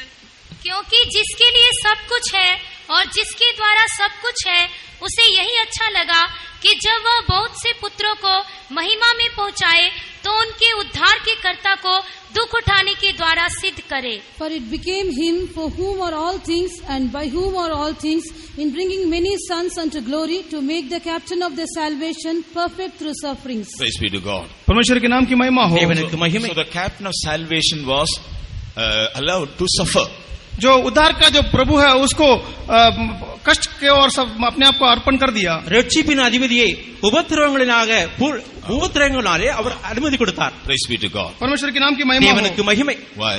क्यों? ஏன்? In order to bring many sons into glory. क्योंकि बहुत सारे बच्चों को उसकी महिमा में लाने के लिए, அநேக பிள்ளைகளை மகிமையில் கொண்டு வந்து சேர்க்கும்படியாக We are that sons who should be brought into His glory. हम जो है उसके पुत्र है जो उसकी महिमा में आए हैं. நாம் அவருடைய பிள்ளைகள் அவருடைய மகிமையிலே கொண்டு வரப்பட்டிருக்கிறோம். கொண்டு வரப்படும்படியாக நாம் கொண்டு வரப்பட வேண்டிய அவருடைய பிள்ளைகள் நாம் தான்.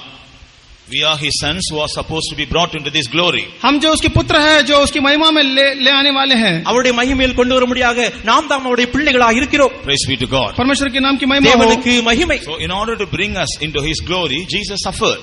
हमें उसकी महिमा में लाने के लिए यीशु मसीह को कष्ट उठाया. மகிமையில் கொண்டு வந்து சேர்க்கும்படியாக கர்த்தராகிய இயேசு கிறிஸ்து உபத்திரவங்களை பெற்றார். He not only suffered on the cross, वो सिर्फ क्रूस पर कष्ट उठाया उतना ही அவர் नहीं, சிலுவையில் உபத்திரவப்பட்டது மாத்திரமல்ல, even while He was living on this earth, He suffered in many ways. वो संसार में रहते समय भी अपने आप बहुत सारे तरीके से कष्ट उठाया. இந்த உலகத்தில் இருக்கும்போது अनेक உபத்திரவங்களை அவர் பெற்றார். We know how he did not have even a shelter to stay. हम देखते हैं कि उसको रहने के लिए एक घर भी नहीं था. அவர் வசிக்கும்படியாக இந்த பூமியில் அவருக்கு இடம் இல்லை. Praise be to God. परमेश्वर के नाम की महिमा हो. தேவனுக்கு மகிமை. Jesus said, foxes have holes and the birds of the air have nests. यीशु मसीह ने कहा कि लोमड़ियों के लिए घर है और पक्षियों के लिए रहने के लिए उनके लिए घोंसला है. இயேசு சொன்னார், பறவைகளுக்கு கூடும் நரிகளுக்கு குழிகளும் உண்டு என்று சொன்னார். The Son of Man has no place to lay His head. लेकिन पुत्र यीशु मसीह के लिए कोई संसार में रहने के लिए जगह नहीं था. ஆனால் மனுஷகுமாரனுக்கோ தலை சாய்க்க இடம் இல்லை என்று சொன்னார். Praise be to God. परमेश्वर के नाम की महिमा हो. தேவனுக்கு மகிமை. And while He was doing His ministry, He was always going by walk only. जब भी वो अपना सेवा कर रहा था तो वो चलते हुए करता था. இந்த உலகத்தில் ஊழியம் செய்து கொண்டிருக்கும் பொழுது எல்லா இடங்களுக்கும் நடந்தே சென்றார். Praise be to God. परमेश्वर के नाम की महिमा हो. தேவனுக்கு மகிமை. He began His ministry in hunger and finished His ministry in thirst.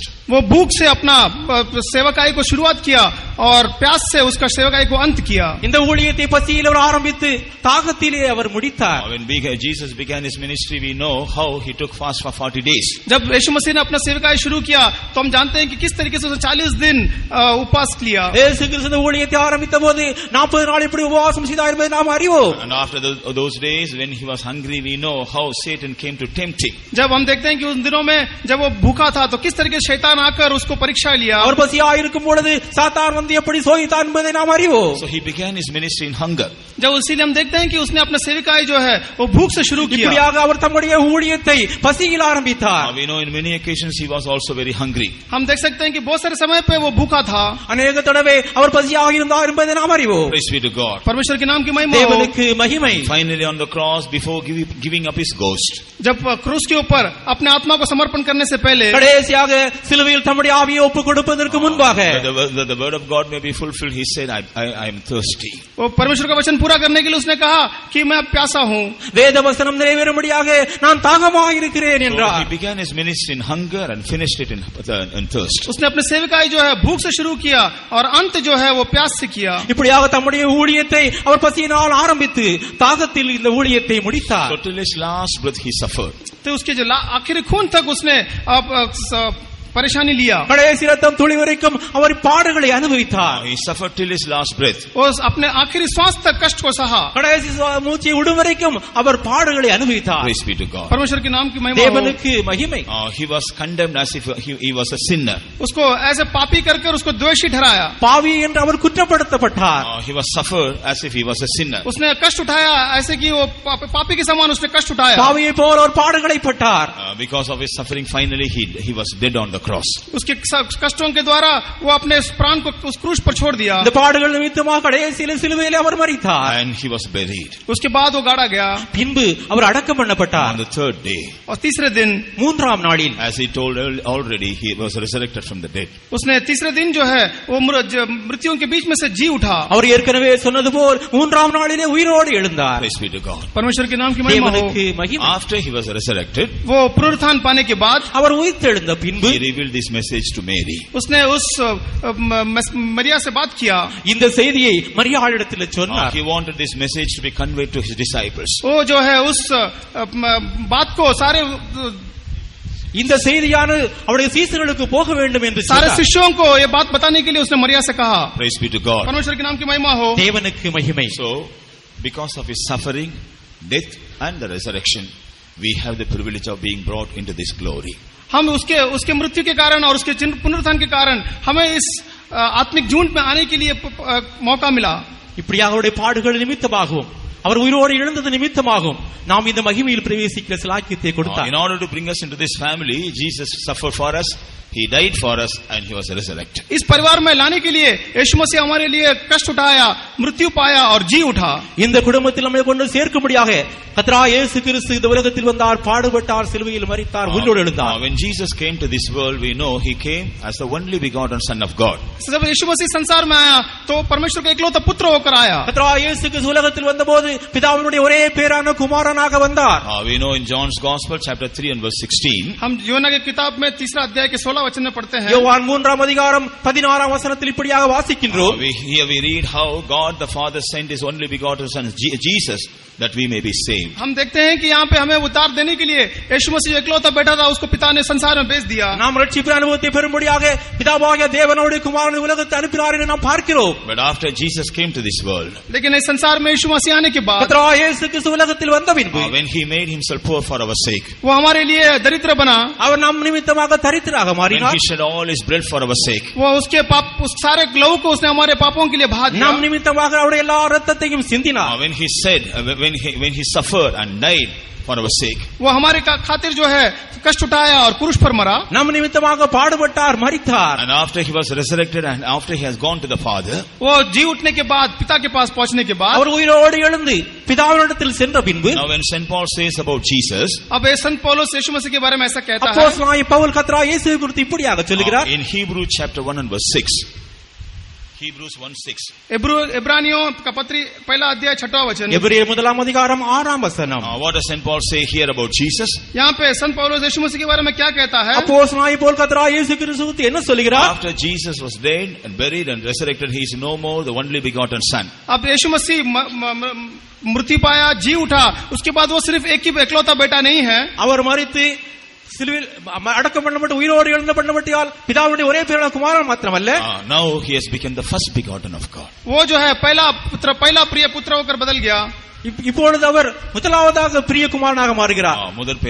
முதல் பேரான குமாரனாக மாறுகிறார். Praise be to God. परमेश्वर के नाम की महिमा हो। தேவனுக்கு மகிமை. So Jesus came to this world as the first begotten, as the only begotten son. यीशु मसीह संसार में एकलौता पुत्र होकर आया। கர்த்தராகிய இயேசு கிறிஸ்து உலகத்தில் பிதாவுடைய முதல் பேரான குமாரன் ஒரே பேரான குமாரன் வந்தார். After his death and resurrection, he has become the first begotten of God. वो उसकी मृत्यु के बाद, उसकी जी उठने के बाद वो पिता परमेश्वर का एकलौता बेटा बन गया। அவர் மரித்து உயிரோடு எழுந்த பின்பு முதல் பேரானவராக மாறினார். When he becomes the first begotten, we all become his brethren. जब वो पहला एकलौता बेटा होकर बदल गया तो हम उसके सब लोग जो है भाई बन गए। அவர் இப்பொழுது முதல் பேரானவராக மாறினபடியால் நாம் இப்பொழுது அவருடைய சகோதரராக மாறி இருக்கிறோம். In one way, Jesus is our elder brother. एक तमान से देखने से यीशु मसीह जो है हमारा बड़ा भाई है। ஒரு வகையாக பார்த்தால் இயேசு கிறிஸ்து நம்முடைய மூத்த சகோதரர். And we all become his brethren. हम सब जो है उसके भाई बन गए हैं। நாம் எல்லாரும் அவருடைய சகோதரராக மாறிவிட்டோம். And God the Father becomes the father of Jesus as well as for every one of us. परमेश्वर जो है वो यीशु मसीह का परमेश्वर बना और हमारा भी परमेश्वर बन गया। ஆனபடியால் பிதாவாகிய தேவன் இயேசு கிறிஸ்துவினுடைய தேவனாகவும் நம்முடைய தேவனாகவும் மாறினார். We know there are many blessings we receive because of the death and the resurrection of Jesus, as I told earlier. हम जैसा मैंने आपसे पहले कहा कि यीशु मसीह के मृत्यु से और पुनरुत्थान से हमें बहुत सारे आशीष मिलते हैं। கர்த்தராகிய இயேசு கிறிஸ்து மரணத்தின் மூலமாகவும் உயிர்த்தெழுதல் மூலமாகவும் अनेक ஆசீர்வாதங்களை நாம் பெறுகிறோம் என்று முதலே பார்த்தோம். But this is the unique blessing we receive because of the death and the resurrection of Jesus. ये ऐसा एक अनोखा आशीष जो है जो यीशु मसीह के मृत्यु और जीवन से पुनरुत्थान से हमें मिलता है। கர்த்தராகிய இயேசு கிறிஸ்து மரணத்தின் மூலமாகவும் உயிர்த்தெழுதல் மூலமாகவும் இதுதான் எல்லா விதமான ஆசீர்வாதங்களிலும் முக்கியமான ஒப்பிட முடியாத ஒரு ஆசீர்வாதம், எல்லாவற்றுக்கும் மேலாக ஒப்பிடப்பட ஆசீர்வாதமாக இருக்கிறது. Praise be to God. परमेश्वर के नाम की महिमा हो। தேவனுக்கு மகிமை. Today many people, because Jesus is resurrected, they are celebrating in many ways. हम संसार में देख सकते हैं कि बहुत सारे लोग यीशु मसीह जी उठा कर अलग-अलग तरीके से उसको अनुभव करते हैं। இந்த உலகத்தில் நாம் பார்க்கும் பொழுது अनेक கர்த்தராகிய இயேசு கிறிஸ்து உயிர்த்தெழுதலை எப்படி நாம் கொண்டாடி கொண்டிருக்கிறார்கள். But many of them were not aware of the main purpose of Jesus' resurrection. बहुत सारे लोग यीशु मसीह के उस पुनरुत्थान का मुख्य उद्देश्य को नहीं जानते हैं। கர்த்தராகிய இயேசு கிறிஸ்து உயிர்த்தெழுதலின் முக்கியமான காரணத்தை அறியாமல் காணப்படுகிறார்கள். But we know Jesus told this message first of all after his resurrection. इस मैसेज को यीशु मसीह जी उठने के बाद सबसे पहले कहा। கர்த்தராகிய இயேசு கிறிஸ்து உயிரோடு எழுந்த பின்பு முதலாவதாக இந்த செய்தியை சொல்லுகிறார். We are really the privileged people of God. We are really privileged people of God. हम जो है हम सही तरीके से परमेश्वर के आशीषित झुंड है। நாம் உண்மையாகவே தேவனுடைய மிகவும் ஸ்லாக்கியம் பெற்றவர்களாக இருக்கிறோம். Because our Jesus is resurrected, we are all seen in the family of God. यीशु मसीह जी उठा, इसीलिए हम उस यीशु मसीह के परिवार में दिखाई देते हैं। கர்த்தராகிய இயேசு கிறிஸ்து உயிரோடு எழுந்தபடியால் அவருடைய குடும்பத்தின் உறுப்பினர்களாக காணப்படுகிறோம். Now Jesus is our elder brother and we are his brothers and sisters. यीशु मसीह जो है हमारा बड़ा भाई है और हम जो है उसके भाई और बहन हैं। இயேசு கிறிஸ்து நமது மூத்த சகோதரர், நாம் அவருடைய சகோதரராகவும் சகோதரிகளாகவும் காணப்படுகிறோம். And God the Father is the the father of Jesus as well as the father of every one of us. पिता परमेश्वर जो है वो यीशु मसीह का परमेश्वर है और हम सबका परमेश्वर है। பிதாவாகிய தேவன் இயேசு கிறிஸ்துவுக்கு பிதாவாக இருக்கிறார், நம் எல்லாருக்கும் பிதாவாக இருக்கின்றார். And he is the God for Jesus and also he is the God for every one of us. वो जो है यीशु मसीह के लिए परमेश्वर है और हमारे लिए भी परमेश्वर है। அவர் இயேசு கிறிஸ்துவுக்கும் தேவனாக இருக்கிறார், நாம் எல்லாருக்கும் தேவனாக இருக்கின்றார். Bringing us all into the family of God because Jesus is resurrected from the dead. Let us lift up our hands and praise God. यीशु मसीह जी उठा और हम उसको परिवार के अंग बना दिए, इसके लिए हम अपने हाथों को उठाकर स्तुति करेंगे। கர்த்தராகிய இயேசு கிறிஸ்து உயிரோடு எழுந்தபடியால் அவருடைய குடும்பத்தின் அங்கத்தினால் அவர் மாற்றினபடியால் நாம் எல்லாரும் கரங்களை உயர்த்தி ஸ்தோத்திரம் பண்ணுவோம். Praise the Lord, praise the Lord, praise the Lord, praise the Lord, praise the Lord, praise the Lord, praise the Lord, praise the Lord, praise the Lord, praise the Lord. Hallelujah, Hallelujah. We have to come across two important experiences that we may be established in this family. हमें जो है इस परिवार में स्थिर करने के लिए दो अनुभवों की जरूरत है। நாம் இந்த குடும்பத்தில் சிறப்படும்படியாக இரண்டு அனுபவங்கள் தேவையாக இருக்கின்றன. Praise be to God. परमेश्वर के नाम की महिमा हो। தேவனுக்கு மகிமை. Now if you turn to Galatians chapter 4, गलातियों की पत्री 4वां अध्याय, கலாத்தியர் 4ஆம் அதிகாரத்தில் திருப்பும் பொழுது and read the 6th verse. 6वां वचन, 6ஆம் வசனம். மேலும் நீங்கள் புத்திரராயிருக்கிறபடியினால் அப்பா பிதாவே என்று கூப்பிடத்தக்கதாக தேவன் தமது குமாரனுடைய ஆவியை உங்கள் இருதயங்களில் அனுப்பினார். और तुम जो पुत्र हो इसलिए परमेश्वर ने अपने पुत्र की आत्मा को, जो हे अब्बा, हे पिता कहकर पुकारता है, हमारे हृदय में भेजा है। And also seventh verse also. इसलिए तू अब दास नहीं परंतु पुत्र है, और जब पुत्र हुआ तो परमेश्वर के द्वारा वारिस भी हुआ। And because you are sons, God hath sent forth the Spirit of His Son into your hearts, crying, Abba, Father. Wherefore thou art no more a servant, but a son, and if a son, then an heir of God through Christ. ஆகையால் இனி நீ அடிமையாயிராமல் புத்திரனாயிருக்கிறாய். நீ புத்திரனாயானால் கிறிஸ்து மூலமாய் தேவனுடைய சுதந்திரனாயும் இருக்கிறாய். Praise be to God. परमेश्वर के नाम की स्तुति हो। தேவனுக்கு மகிமை. So here what does Jesus say? Do? यहाँ पे यीशु मसीह ने क्या किया? கர்த்தராகிய இயேசு கிறிஸ்து என்ன செய்தார்? We know after he ascended to the Father, वो पिता के पास पहुंचने के बाद, பிதாவினிடத்தில் போன பின்பு, on the day of Pentecost, he sent down the Holy Spirit. वो पेंतिकोस्त के दिन में पवित्र आत्मा को भेज दिया। பெந்தேகோஸ்து நாளில் பரிசுத்த ஆவியை அனுப்பினார். We know there are many purposes for the Holy Spirit to be sent on the earth. हम जानते हैं कि पवित्र आत्मा संसार में आने के अनेक योजनाएं हैं, कारण हैं। எந்த நோக்கத்தோடு பரிசுத்த ஆவி அனுப்பப்பட்டது நாம் எல்லாரும் அறிவோம். There are many purposes for which for which Holy Spirit is sent on this earth. संसार में पवित्र आत्मा को भेजने का अनेक कारण है। இந்த உலகத்தில் பரிசுத்த ஆவி அனுப்புவதற்கு अनेक காரணங்கள் உண்டு. But here we read one of the important purpose. यहाँ पे हम एक मुख्य बात को देखते हैं। இங்கே நாம் முக்கியமான ஒரு காரியத்தை பார்க்கிறோம். Here the apostle says God has sent the Spirit of His Son. यहाँ पे पौलुस कहता है कि परमेश्वर ने उस पुत्र का आत्मा को भेजा। இங்கே அப்போஸ்தலனாகிய பவுல் சொல்றார், தேவன் தமது குமாரனுடைய ஆவியை அனுப்பினார் என்று. Why? क्यों? That we may call him Abba Father.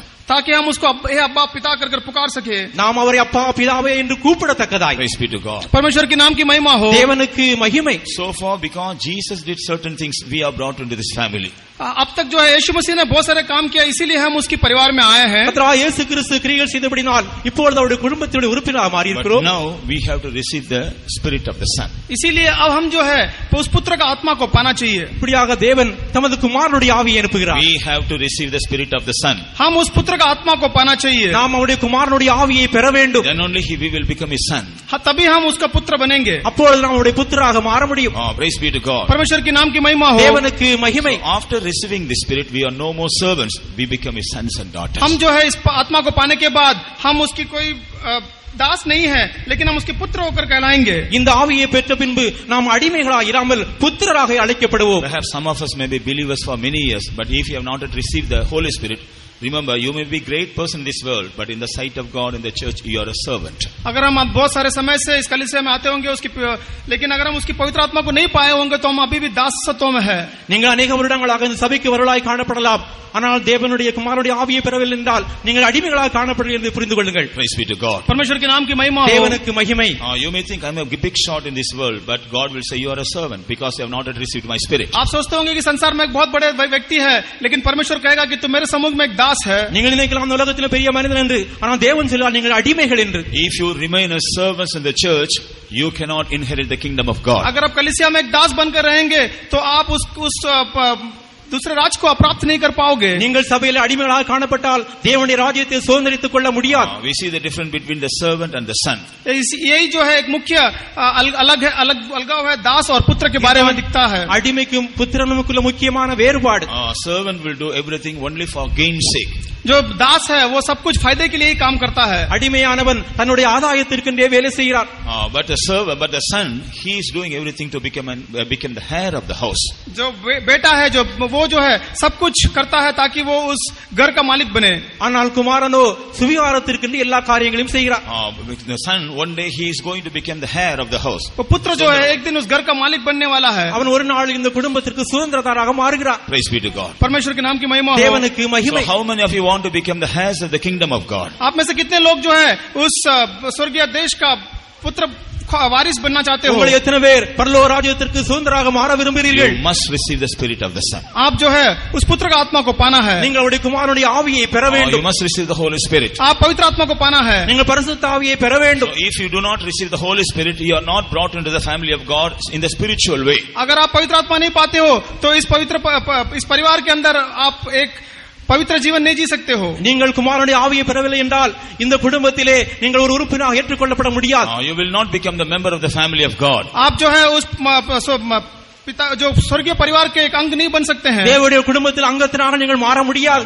Here we clearly read God has sent the Spirit of His Son so that you may call Him Abba Father. पर हम पढ़ सकते हैं कि उसने अपने पुत्र का आत्मा को भेजा है ताकि हम उसको हे अब्बा पिता कर पुकार सके. இங்கே நாம் மிகவும் தெளிவாக படிக்கின்றோம், அப்பா பிதாவே என்று நாம் கூப்பிடும்படியாக தேவன் தமது குமாரனுடைய ஆவியை அனுப்பினார் என்று. When we receive this Spirit, जब हम इस पवित्र आत्मा को पाते हैं, நாம் இந்த ஆவியை பெறும் பொழுது we all become the members of one body. हम जो है सारे लोग उस एक शरीर के अंग बन जाते हैं. நாம் ஒரே தேவனுடைய அங்கத்தினராக மாறுகிறோம். ஒரே சரீரத்தின் அவயவங்களாக மாறுகிறோம். ஒரே கிறிஸ்துவினுடைய சரீரத்தின் அவயவங்களாக நாம் மாறுகிறோம். சரீரத்தின் அவயவங்களாக மாறுகிறோம். சரீரத்தின் அவயவங்களாக மாறுகிறோம். That body is the body of Christ. वो जो शरीर है वो यीशु मसीह का शरीर है. அந்த சரீரமானது கிறிஸ்துவினுடைய சரீரம். And Christ is the head of the church. और शरीर यीशु मसीह जो है उस कलीसिया का सिर है. இயேசு கிறிஸ்து அந்த சரீரத்தின் தலையாக காணப்படுகிறார். And this body is called the church of God. वो जो अंग शरीर जो है वो यीशु मसीह कलीसिया होकर कहलाता है. இந்த சரீரமானது கிறிஸ்துவினுடைய சபையாக அழைக்கப்படுகிறது. If you do not receive the baptism of the Holy Spirit, you are not the member of the church in the sight of God. अगर आप बपतिस्मा का पवित्र आत्मा नहीं पाते हो तो आप उस शरीर का अंग होकर नहीं दिखाई देते हैं. நீங்கள் இந்த குமாரனுடைய ஆவியை பெறவில்லை என்றால் அந்த சரீரத்தினுடைய அவயவங்களாக மாற முடியாது. I don't want to condemn anybody. मैं किसी को दोष नहीं लगाना நான் चाहता हूं. யாரையுமே குற்றப்படுத்த விரும்பவில்லை. In recent days I have found in some of our meetings, the recent days I see in our meetings, हम आजकल के दिनों में हमारे मीटिंग्स में हम देखते हैं, இந்த நாட்களிலே சில கூட்டங்களை நான் பார்த்தேன். some people they have not yet received the Holy Spirit, I believe. बहुत सारे लोग जो है अभी तक पवित्र आत्मा नहीं पाए हैं. சில பரிசுத்த ஆவியை பெறவில்லை என்று அறிகிறேன். I don't know whether they have received it or not. I don't know. मैं नहीं जानता हूं कि वो पाए हैं कि नहीं पाए हैं. பரிசுத்த ஆவியை பெற்றுக்கொண்டாங்களோ பெறவில்லை எனக்கு தெரியாது. Even I visited two or three churches during this 2-3 weeks. 2-3 हफ्ते में मैं 2-3 चर्च में गया. 2-3 வாரத்தில் 2-3 கிளைகளுக்கு போனேன். When one group of people they get filled with Spirit, and when they enjoying the presence of God, एक झुंड के लोग जो है वो पवित्र आत्मा में भरते हैं और पवित्र आत्मा भरने से वो खुशी पाते हैं और खुशी मनाते हैं. ஒரு கூட்டத்தில் பரிசுத்த ஆவியில் இருந்து கர்த்தருக்குள் மகிழ்ந்து களிகூர்ந்து கொண்டிருந்தார்கள். There are some people they are sitting like dead corpses. दूसरे झुंड के लोग जो है वो ऐसे एक मुर्दे के समान बैठे रहते हैं. இன்னும் சில பிரிவினர் அவர்கள் மரித்தவர்களைப் போல் காணப்பட்டார்கள். They don't even have the courtesy to open and pray in the presence of God. वो परमेश्वर के सम्मुख में आने के बाद मुंह खोलकर प्रार्थना करने के लिए भी उनसे नहीं होता है. और தேவ சமூகத்தில் வந்த பிறகு கூட வாயை திறந்து ஜெபிக்க முடியாதவர்களாக இருந்தார்கள். Not able to open their mouth and praise God. वो अपने मुंह खोलकर परमेश्वर की स्तुति नहीं करते हैं. தங்களுடைய வாயை திறந்து தேவனை அவர்கள் ஸ்துதிக்கவும் இல்லை. I don't know why they come to the presence of God. मैं नहीं जानता हूं कि वो क्यों परमेश्वर के सन्निधान में आते हैं. தேவ சமூகத்துக்குள் ஏன் வருகிறார்கள் எனக்கு தெரியாது. Beloved children of God, this should not be our case. ए परमेश्वर के बच्चे, ये आपका अवस्था ऐसा नहीं होना चाहिए. பிரியமான தேவ ஜனங்களே, உங்களுடைய நிலைமை இப்படி இருக்க வேண்டாம். God is preparing the heavenly family on this earth. परमेश्वर जो एक स्वर्गीय परिवार को इस संसार में बना रहा है. தேவன் தாமே இந்த பரலோக குடும்பத்தை இந்த பூலோகத்திலே உருவாக்குகிறார். It is the desire of God, everyone seated here should be seen in that family. मैं चाहता हूं कि यहाँ पे जितने लोग बैठे हैं वो सब जो है परमेश्वर के उस परिवार में दिखाई देना चाहिए. இங்க உட்கார்ந்து இருக்கிற அத்தனை பேரும் அந்த குடும்பத்தில் உறுப்பினராக இருக்க வேண்டும் என்று நான் விரும்புகிறேன். So if you have not yet received the Holy Spirit, somehow cry and pray and receive the Holy Spirit. Otherwise there is no hope for you. अगर अभी तक आपने पवित्र आत्मा नहीं पाया तो रोकर पवित्र आत्मा पाइए, नहीं तो आपके लिए कोई आशा नहीं है. இப்பொழுது வரை நீங்கள் பரிசுத்த ஆவி பெறவில்லை என்றால் தேவ சமூகத்தில் உட்கார்ந்து அல்லது இந்த பரிசுத்த ஆவி பெற்றுக்கொள்ளுங்கள், அல்லது உங்களுக்கு எந்த நம்பிக்கையும் இல்லை. Very soon this family is going to take up to the mid is going to be taken up to the mid-air. बहुत जल्दी ही इस परिवार को जो है परमेश्वर मध्य आकाश में उठा लिया जाएगा. வெகு சீக்கிரத்தில் இந்த குடும்பத்தை நடுவானிலே இயேசு கிறிஸ்து அழைத்து செல்ல இருக்கின்றார். That day you should not be left behind. कोई भी छूट नहीं जाना चाहिए. That day you should not be left behind. அந்த நாள் யாருமே கைவிடப்பட்டவர்களாக இருக்க வேண்டாம். நீங்கள் கைவிடப்பட்டு போக கூடாது. Those who have not received the Holy Spirit, you should not be left behind. जो पवित्र आत्मा नहीं पाया है वो आप हाथ नहीं छोड़ा जाना चाहिए. பரிசுத்த ஆவி பெறாதவர்கள் கைவிடப்பட்டவர்களாக போய்விட வேண்டாம். That day you should not be confounded. वो उस दिन आपको हाथ नहीं छोड़ा जाना चाहिए. வெட்கப்பட்டு போக கூடாது. அப்பொழுது நீங்கள் வெட்கப்பட்டு போக கூடாது. You should not be disappointed. आप उस दिन नाराज नहीं होना. நீங்கள் அன்று தோல்வியுள்ளவர்களாய் போக வேண்டாம். அவமானப்பட்டு போக வேண்டாம். ஏமாற்றப்பட்டு போக கூடாது. ஏமாற்றப்பட்டு போக வேண்டாம். Praise be to God. परमेश्वर के नाम की महिमा. தேவனுக்கு மகிமை. For the sake of God, I am pleading to every one of you, those who have not received the Holy Spirit, somehow you try and receive the Holy Spirit. परमेश्वर के लिए मैं आपसे विनती करता हूं कि अगर आप अपने पवित्र आत्मा नहीं पाए तो किसी भी तरीके से पवित्र आत्मा को पा लीजिए. பரிசுத்த ஆவி பெற்றுக்கொள்ளாதவர்கள் கண்ணீர் விட்டு எப்படியாவது பரிசுத்த ஆவியை பெற்றுக்கொள்ளுங்கள். Those who have not received the Holy Spirit, the coming of the Lord, the coming of the day of the coming of the Lord will be a day of judgment for them. जिसने पवित्र आत्मा नहीं पाया वो परमेश्वर का आगमन का दिन आपके लिए एक न्याय का दिन ठहराया जाएगा. பரிசுத்த ஆவி பெறாதவர்களுக்கு தேவனுடைய நாள் நியாய தீர்ப்பின் நாளாக மாறும். By the way, All those who have not received the Holy Spirit, if you sincerely want to receive the Holy Spirit, please lift up your hands. जिसने भी पवित्र आत्मा नहीं पाया और आपको ऐसे पूर्ण मन से पवित्र आत्मा पाना चाहते हो तो आप अपने हाथों को ऊपर उठाइए. பரிசுத்தாவியை பெறாதவர்கள் உண்மையான இதயத்தோடு பரிசுத்தாவியை பெற வேண்டும் என்றால் இப்பொழுது கரங்களை உயர்த்துங்கள். See, there are some brethren, those who have not received the Holy Spirit. Lift up your hands boldly. जो भी पवित्र आत्मा नहीं पाया ऐसे भाइयों अपने हाथों को ऊपर उठाइएगा. பரிசுத்தாவியை பெறாத சகோதரர்கள் தங்களுடைய கரங்களை உயர்த்துங்கள். Shall we all pray together for these dear ones that the Lord may have mercy on them and pour out His Spirit upon them? आइए हम सब मिलकर प्रार्थना करें ताकि परमेश्वर इनके ऊपर तरस खाए और इनको पवित्र आत्मा का अभिषेक से भर देना चाहिए. தேவன் தாமே அவர்கள் இரக்கம் பாராட்டி பரிசுத்தாவியை அனுப்ப நாம் எல்லாரும் சேர்ந்து ஜெபம் பண்ணுவோம். All the dear ones, those who receive the Holy Spirit, please pray for these dear ones. जो भी पवित्र आत्मा पाए हुए लोग हैं वो इन भाइयों के लिए और बहनों के लिए प्रार्थना करेंगे. பரிசுத்தாவியை பெற்ற சகோதர சகோதரிகள் இவர்களுக்காக தயவு செய்து ஜெபம் பண்ணுங்கள். Yes, Lord. Father dear, we pray thee, O God, thou must have mercy on thy people, O God. These are the last days. We, Lord, we know your Lord fulfilling your promise of pouring out your Spirit upon all flesh in these last days, O God. Remove all the hindrances, O God. Deliver them from all the doubts, O God, from all the unbelief, from all the other hindrances, O Savior. Somehow, Lord, we pray thee, Lord, to make them worthy, Lord, to receive the anointing of the Holy Spirit. They should not be confounded. They should not be disappointed. They should not be left behind, O God. You have chosen them, O God, that they also should become the members of your family. Therefore, Lord, remove all the hindrances, anoint them, and bring them into this family, O God, and bless them, O God, and glorify your name, O Jesus. In Jesus' name. Shall we all praise God, for God is going to pour out His Spirit upon these dear ones very soon. आइए हम मिलकर स्तुति करेंगे. परमेश्वर उनका पवित्र आत्मा इनके ऊपर जल्दी उंडेलने वाला है. தேவன் தாமே இவர்கள் மேல் பரிசுத்தாவியை சீக்கிரம் அனுப்ப நாம் எல்லாரும் ஸ்தோத்திரம் பண்ணுவோம். Praise the Lord, praise the Lord, praise the Lord, praise the Lord, praise the Lord, praise the Lord, praise the Lord. Praise God with faith. Praise God with faith. परमेश्वर की स्तुति विश्वास से करें. தொடர்ந்து நாம் ஸ்தோத்திரம் பண்ணி கொண்டிருப்போம். விசுவாசத்தோடு ஸ்தோத்திரம் பண்ணுங்க. விசுவாசத்தோடு ஸ்தோத்திரம் பண்ணுவோம். Praise the Lord, praise the Lord, praise the Lord, praise the Lord, praise the Lord, praise the Lord. Amen. Hallelujah. Hallelujah. So in order to establish us spiritually, we have to receive the Spirit of the Son of God. अगर हमको स्थिर से विश्वास में स्थिर रहने के लिए उस पवित्र आत्मा की जरूरत है. हम இப்படியாக ஆவிக்குரிய நிலையில் ஸ்திரப்படும்படியாக பரிசுத்த ஆவியானவர் நமக்கு தேவை. And the final stage. और आखिरी जो दर्जा है கடைசி நிலை in Ephesians chapter 1. एफिसियों की पत्री पहला अध्याय. எபேசியர் முதலாம் அதிகாரம். In verses 9 and 10 we have already read. हमने The mystery that was in the mind of God. 9 और 10 वचन हमने पढ़ा, लेकिन परमेश्वर के मन में उस भेद की बातों के बारे में पढ़ते हैं. 9ஆம் 10ஆம் வசனத்தில் ஏற்கனவே நாம் இந்த ரகசியத்தை குறித்து நாம் படித்தோம். And St. Paul says, संत पौलुस कहता है, அப்போஸ்தலனாகிய பவுல் சொல்லுகிறார், in verses 11 and 12, 11 और 12 वचन में कहता है, 11ஆம் 12ஆம் வசனத்தில் சொல்லுகிறார். Read that verses please. மேலும் கிறிஸ்துவின் மேல் முன்னே நம்பிக்கையா இருந்த நாங்கள் அவருடைய மகிமைக்கு புகழ்ச்சியா இருக்கும்படிக்கு தமது சித்தத்தின் ஆலோசனைக்கு தக்கதாக எல்லாவற்றையும் நடப்பிக்கிற அவருடைய தீர்மானத்தின்படி நாங்கள் முன்குறிக்கப்பட்டு கிறிஸ்துவுக்குள் அவருடைய சுதந்திரமாகும்படி தெரிந்து கொள்ளப்பட்டோம். उसी में जिसमें हम भी उसी ही मनसा से जो अपनी इच्छा के मत के अनुसार सब कुछ करता है पहले से ठहराए जाकर मिरास बने कि हम जिन्होंने पहले से मसीह पर आशा रखी थी उसकी महिमा की स्तुति के कारण हो. In whom also we have obtained an inheritance, being predestinated according to the purpose of Him who worketh all things after the counsel of His own will. Praise be to God. परमेश्वर की महिमा हो. தேவனுக்கு மகிமை. Here St. Paul says we have been predestinated for this cause. हम यहाँ पर संत पौलुस कहता है कि हमको इस कारण से पहले ही बुलाया गया है. இங்கே அப்போஸ்தலனாகிய பவுல் சொல்லுகிறார், இது நிமித்தமாக நாங்கள் முன்குறிக்கப்பட்டோம். And we have obtained an inheritance. हम जो है इस मीरास को पाने के लिए சுதந்திரமாகும்படியாக. Praise be to God. परमेश्वर के नाम की महिमा हो. தேவனுக்கு மகிமை. Here we see these members of the heavenly family, they are established through the ministry of the New Testament servants of God. इस जो नए नियम के जो इस कलीसिया के जो वारिस है, जो परिवार के अंग है, उसको स्थायी करने के लिए नया नियम का जो कलीसिया है वो करता है. இதற்காக இந்த குடும்பத்தில் இவர்களை கொண்டு வந்து சிறப்படுத்தும்படியாக புதிய ஏற்பாட்டு ஊழியருடைய ஊழியம் அவசியமா இருக்கு. Praise be to God. परमेश्वर के नाम की महिमा हो. தேவனுக்கு மகிமை. So he says we have been predestinated for this cause. हम जो है हमें पहले से इसके लिए नियुक्त किया गया है. இதற்காக நாங்கள் முன்குறிக்கப்பட்டோம். That's why God is calling them to leave the family and come. इसीलिए वो परमेश्वर उनको बुलाता है ताकि वो इस परिवार को चला सके. இந்த குடும்பத்தை நடத்தும்படியாக தேவன் இவர்களை அழைத்தார் என்கிறார். தங்களுடைய குடும்பத்தை விட்டு வரும்படியாக இதற்காக தேவன் அவர்களை அழைக்கிறார்.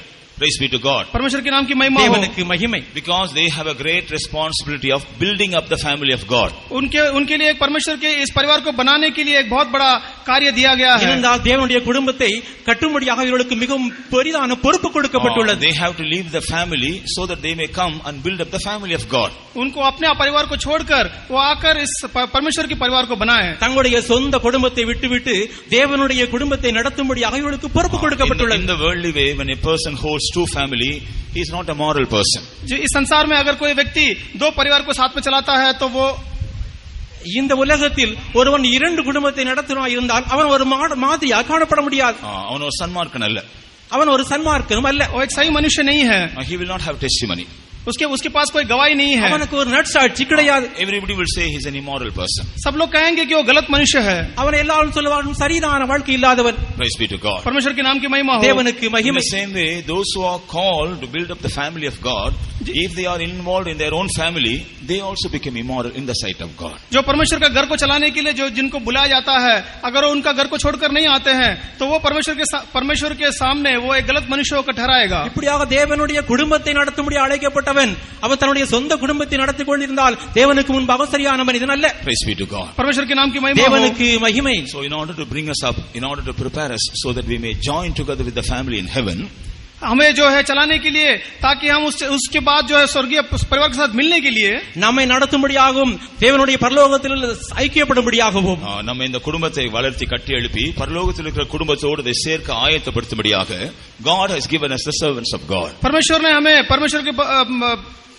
संतों को दिया है. தேவன் தாமே நமக்கு தேவ ஊழியக்காரர்களை கொடுத்திருக்கிறார். They are the consecrated servants of God. वो जो प्रतिष्ठित किया हुआ सेवक लोग हैं. அவர்கள் பிரதிஷ்டை உள்ள ஊழியக்காரர்கள். But we may say in these days some servants of God they may not have any proper consecration.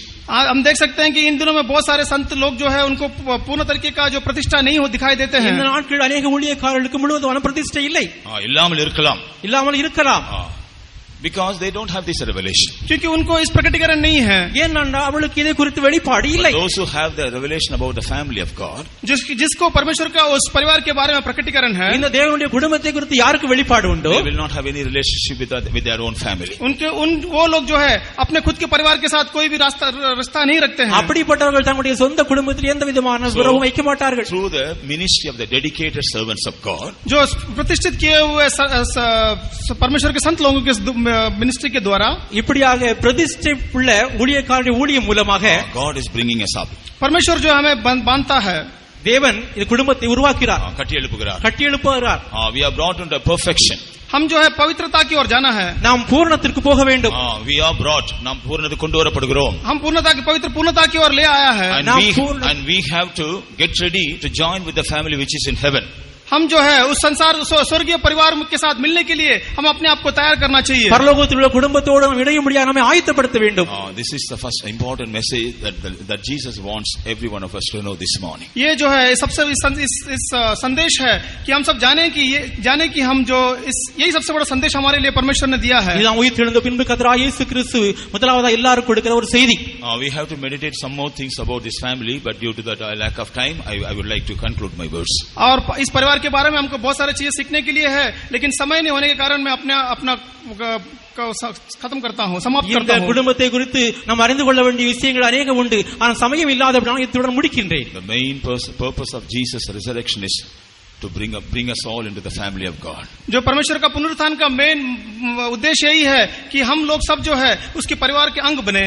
தேவனுடைய குடும்பத்தின் உறுப்பினராக மாற வேண்டும், கொண்டு வர வேண்டும் என்பதுதான் கர்த்தராகிய இயேசு கிறிஸ்து உயிர்த்தெழுதலின் முக்கிய காரியம். How many of you are happy because you are also seen in the family of God? आप में से कितने लोग खुश हैं क्योंकि आप लोग इस परिवार में दिखाई देते हैं? அவருடைய குடும்பத்தின் உறுப்பினராக இருக்கிற நிமித்தமாக உங்கள் எத்தனை பேர் மகிழ்ச்சியாக இருக்கிறீர்கள்? When we consider about some good families, हम जब कोई अच्छे परिवार को देखते हैं, நாம் நல்ல குடும்பத்தை பார்க்கும் பொழுது they may have some problems within them.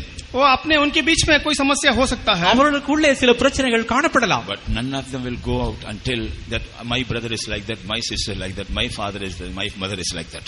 लेकिन उनमें से कोई भी लोग जाकर दूसरे से नहीं कहेंगे कि मेरे भाई ऐसा है, मेरा बहन ऐसा है या मेरा माता पिता ऐसा है. ஆனால் அவர்கள் யாரும் வெளியே சென்று என்னுடைய அப்பா இப்படி, என்னுடைய சகோதரர் இப்படி என்று சொல்ல மாட்டார்கள். In some families perhaps the children may not be right, But the parents will never say my children are not right. कई परिवारों में हम देख सकते हैं कि बच्चे ठीक नहीं होंगे, लेकिन माता पिता कभी नहीं कहेंगे कि मेरा पुत्र ऐसा है. சில குடும்பத்தில் பிள்ளைகள் சரியில்லாமல் காணப்படலாம், ஆனால் அவருடைய பெற்றோர்கள் என் பிள்ளை சரியில்லை என்று எப்பொழுதும் சொல்ல மாட்டார்கள். Why? क्यों? ये They want to preserve the respect of the family. वो जो है अपने परिवार की उस आदर को, मान को ठीक तरीके से रखना चाहते हैं. ஏனென்றால் அவர்கள் தங்களுடைய குடும்ப கௌரவத்தை காத்துக்கொள்ள விரும்புகிறார்கள். If they go and tell, they are losing their own respect. अगर वो दूसरे से कहेंगे जाकर तो अपना आदर को छोड़ देते हैं. அவர்கள் வெளியே சென்று தங்கள் குடும்பத்தை சொன்னால் தன் குடும்ப கௌரவத்தை இழக்கிறார்கள். In the same way, we are in the family of God. You should not tell anything against anybody to any. You should not tell anything about anybody. उसी समान जो है हम उस परमेश्वर के परिवार के अंग है, हम किसी के बारे में दूसरों से जाकर नहीं कहना चाहिए. ஆனால் நாம் தேவனுடைய குடும்பத்தின் அங்கத்தினால் காணப்படுகிறபடியால் எந்த ஒரு விஷயத்திலும் எங்கேயாவது யாரிடத்திலும் எந்த விஷயத்தையும் போய் சொல்ல வேண்டாம். We should not go and we should not become tale bearers. हम जो है ऐसे कहानी बनाने वाले लोगों को दिखाई नहीं देना चाहिए. நாம் எங்கும் அங்கும் சென்று கோல் செருளாய் திரிய வேண்டாம். We should not be blaspheming the name of our brethren among others. हम जो है हमारे भाइयों के बारे में दूसरों के बीच में जाकर दोषी नहीं ठहराना चाहिए. நம் சகோதரருடைய நாமத்தை மற்றவரிடத்தில் போய் தூசிக்கிறவர்களாய் இருக்க வேண்டாம். As God has brought us into this family, God has brought our brothers and sisters also in the same manner. इस परिवार में हमको परमेश्वर जिस तरीके से लाया, उसी तरीके से हमारे और भाई और बहनों को भी इस परिवार में लाया है. நம்முடைய தேவன் எப்படி இந்த குடும்பத்தில் கொண்டு வந்தாரோ அப்படியே நமது சகோதர சகோதரிகளும் கொண்டு வந்திருக்கிறார். We must learn to bear one another. इसीलिए हम एक दूसरे को लेकर चलने को सीखना चाहिए. மற்றவர்களை தாங்கி நடத்த நாம் கற்றுக்கொள்ள வேண்டும். We must learn to forgive one another. हम एक दूसरे को भूलने का स्वभाव हमें होना चाहिए. மற்றவர்களை மன்னிக்க நாம் கற்றுக்கொள்ள வேண்டும். We must learn to cooperate with one another. हम एक दूसरे के साथ मिलकर काम करना चाहिए. மற்றவர்களோடு இணைந்து வேலை செய்ய கற்றுக்கொள்ள வேண்டும். We should not try to boss over others. हम दूसरे के ऊपर मालिक बनना नहीं चाहिए. மற்றவர்கள் மேல் நாம் அதிகாரியாக மாற வேண்டாம். As far as possible, we must try to cooperate with others and we should preserve this unity. हम जो है जितना तरीके हो सकते हैं एक दूसरे के साथ मेल मिलाप रखकर साथ में काम करना चाहिए. முடிந்த அளவு மற்றவர்களை ஒத்துழைத்து நாம் அந்த ஐக்கியத்தை காத்துக்கொள்ள உதவ வேண்டும். If you are not established in the fellowship in the family, अगर हम इस परिवार में स्थिर नहीं होते हैं, இந்த குடும்பத்தின் ஐக்கியத்தின் ஸ்திரப்படவில்லை என்றால், the coming of the Lord we will not be caught up. We will not be caught up. यीशु मसीह के आगमन में हम उठाए नहीं जाएंगे. கர்த்தராகிய இயேசு கிறிஸ்து வருகையில் நாம் எடுத்துக்கொள்ளப்பட மாட்டோம். Praise be to God. परमेश्वर के नाम की महिमा हो. தேவனுக்கு மகிமை. First of all, we are accepted in the beloved. सबसे पहले जो है आप उस प्रिय में रहना चाहिए. பிரியமானவர்களுக்குள் நாம் அங்கீகரிக்கப்பட வேண்டும். But we are accepted in the beloved.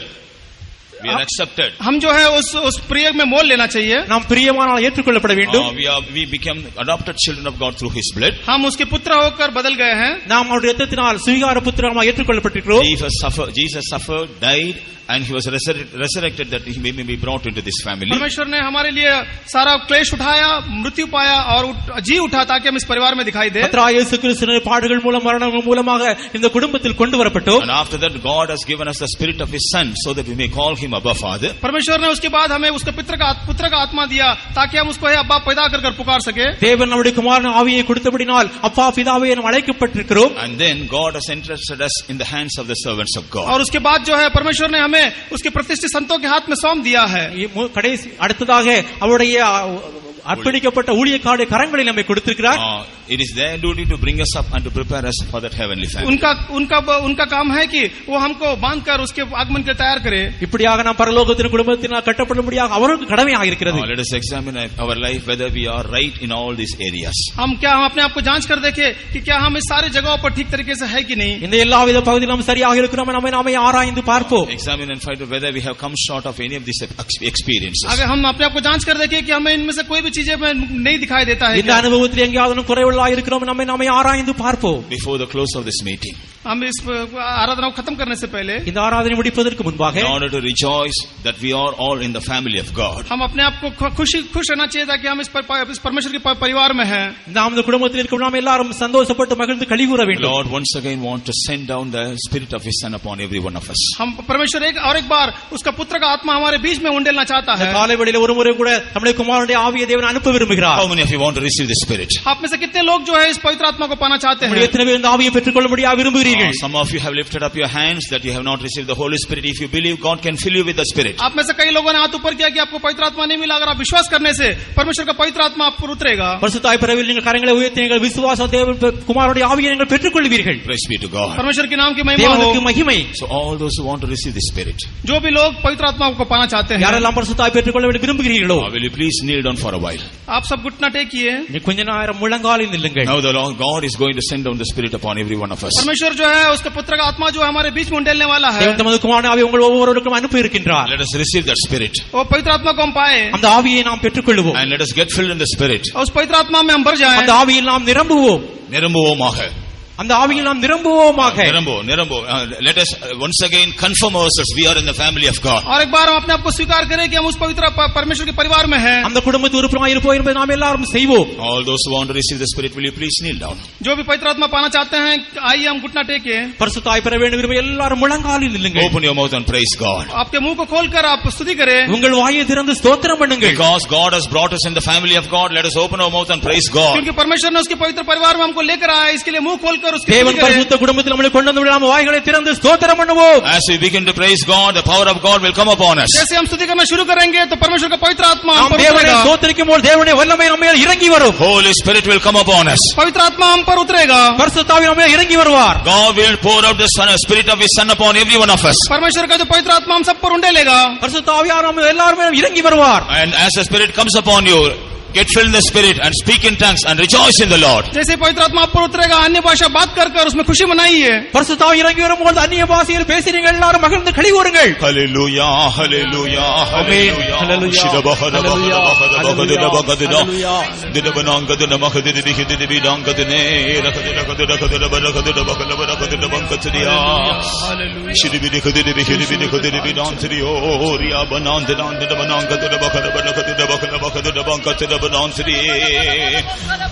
Hallelujah, hallelujah, hallelujah, hallelujah. Amen. Hallelujah, hallelujah. Shiribidi khudidi khidiyana randurandide radandida lakhadidangade lakhadidangade lakhadidabangade rabanakadidabangaturia. Today we are going to reconfirm our fellowship with Jesus. हम जो है आज और एक बार हमारे जो परमेश्वर के साथ जो संगति है उसके बारे में कहेंगे. இயேசுவோடு இருக்கிற ஐக்கியத்தை இன்றைக்கு நாம் ஒரு முறை கூட நாம் உறுதிப்படுத்த போகிறோம். Because we are going to eat His flesh and drink His blood. हम जो है उसके लहू को पिएंगे और उसके मांस को खाने वाले हैं. ஏனென்றால் நாம் அவருடைய சரீரத்தை புசித்து அவர் இரத்தத்தை நாம் இப்பொழுது குடிக்க போகின்றோம். All those who are going to eat His flesh and all those going to drink His blood, they are going to reconfirm the fellowship with Jesus. हाँ, जो भी यीशु मसीह के मांस खाने वाले हैं और उसके लहू पीने वाले हैं, वो और एक बार उसके साथ उसकी संगति को स्थिर कर रहे हैं. நாம் அவருடைய மாம்சத்தை புசித்து அவர் இரத்தத்தை பானம் பண்ண இப்படி நாம் எல்லாரும் கர்த்தராகிய இயேசு கிறிஸ்து ஐக்கியத்தை ஒருமுறை கூட நாம் உறுதிப்படுத்திக் கொள்வோம். Let us remember all the privileges that God has given us this morning and rejoice in the Lord for a while. परमेश्वर ने जो कोई हमारे जीवन में आशीष दिया है उसको याद करते हुए उसके सन्निधान में आनंदित हो जाए. கர்த்தர் கொடுத்த எல்லா சிலாக்கியத்தை எல்லா ஆசீர்வாதத்துக்கு நாம் ஒருமுறை கூட மகிழ்ந்து களி கூறுவோம். स्वर्गीय पिता, हम धन्यवाद देते हैं खुदावन इस दिन की मानिन एक दिन प्रभु यीशु मसीह सारे पाताल और मृत्यु का शैतान का अधिकार को पर जी पाकर प्रभु जी तू मृतों से जी उठकर आज भी जिंदा परमेश्वर होकर हमारा मत में चलता फिरता रहा. इसलिए हम धन्यवाद देते हैं खुदावन. प्रभु जी तूने जी उठकर पहले संदेश तूने यही दिया है प्रभु के द्वारा तू जाकर मेरे भाइयों को ये संदेश तो प्रकट करके देना है. मैं तुम्हारा पिता और मेरे पिता के पास में जा रहा हूं. प्रभु जी स्वर्गीय परिवार के अंदर हम सबका प्रभु ही एक सदस्य बनाया है. इसलिए हम धन्यवाद देते हैं खुदावन. प्रभु स्वर्गीय परिवार में सदस्य होने के लिए पहले हम परमेश्वर के द्वारा स्वीकार के अनुभव को दिया. प्रभु जी प्रभु मसीह की कष्ट उठाने के द्वारा प्रभु जी तूने इतना बड़ा सौभाग्य हमको दिया. धन्यवाद देते हैं खुदावन. हमको धनी बनने के लिए प्रभु तू कंगाल हो गया है. इसलिए हमारे शापों को हमारे पापों को तू हमारे उठकर तूने कष्ट उठाया. प्रभु जी तेरे कष्टों के द्वारा तेरे खून हमको बहाकर हमको बहुमूल्य बना दिया. धन्यवाद देते हैं खुदावन. प्रभु इसलिए दिन प्रतिदिन तेरे कष्टों को याद रखे प्रभु तेरे मान बदलने के लिए हमारे को तो कृपा करने के लिए रहते हैं खुदावन. प्रभु जी तू शरीर में कष्ट उठाकर तू मरकर जी उठने के कारण प्रभु जी तू लेपालक आत्मा हमको देकर प्रभु जी हमको तेरे पुत्र का आत्मा हमको देकर हमको तेरे पुत्र को बना दिया है, स्वर्गीय परिवार में एक सदस्य बनाया। धन्यवाद तेरे खुदावन। केवल स्वर्गीय परिवार में सदस्य नहीं, उस परिवार को ले जाने के लिए तू जल्दी आने वाला है प्रभु जी। प्रभु इसलिए इस आशा के साथ प्रभु प्रेरितों को सेवा के द्वारा उस सिद्धता हासिल करने के लिए संतों को सेवा हमको दिया है। इसलिए इसमें स्थिर होने के लिए, बलवंत होने के लिए प्रभु जी तेरी सिद्धता प्राप्त करके स्वर्गीय परिवार में शामिल होने के लिए हरे को तो कृपा कर प्रभु जी। तू जल्दी आने वाला है प्रभु, इसलिए दिन प्रतिदिन इस आशा के साथ आगे बढ़ने के लिए हमारे को तो कृपा कर। आए लोगों का धन्यवाद होती है खुदावन। विशेष करके तेरे पवित्र देख में हम अंग होकर भाग लेने के लिए प्रभु जी, पवित्र लोगों में हम भाग लेकर प्रभु जी तेरे शरीर का अंग बनने के लिए हम विनती करते हैं खुदावन। हर एक को तो पवित्र कर, शुद्ध हुए के साथ तेरे पवित्र मेज में शामिल होने के लिए हर एक को तो तैयार कर। तेरे राज्य के लिए, तेरे आगमन के लिए हम सबको तो तैयार कर। यीशु के नाम से मानते हैं, सुनो और ग्रहण कर। हमारे प्यारे प्रभु जी तेरे पवित्र नाम के स्तुति धन्यवाद करती हूँ प्रभु जी। परमेश्वर आज के दिन परमेश्वर हम लोग सब मिलकर परमेश्वर का आराधना करने के लिए परमेश्वर दिया दिन के लिए हम धन्यवाद करते हैं प्रभु जी। विशेष करके परमेश्वर ये हफ्ता पूरा परमेश्वर हमारे साथ रहा, हमारा हरेक लोग सारे उपवास प्रार्थना भी परमेश्वर चलाया। हमारा विश्वास लोग सेवादार मिलकर परमेश्वर एक ही दिल से परमेश्वर सेवा में भागी होने के लिए परमेश्वर सहाय किया।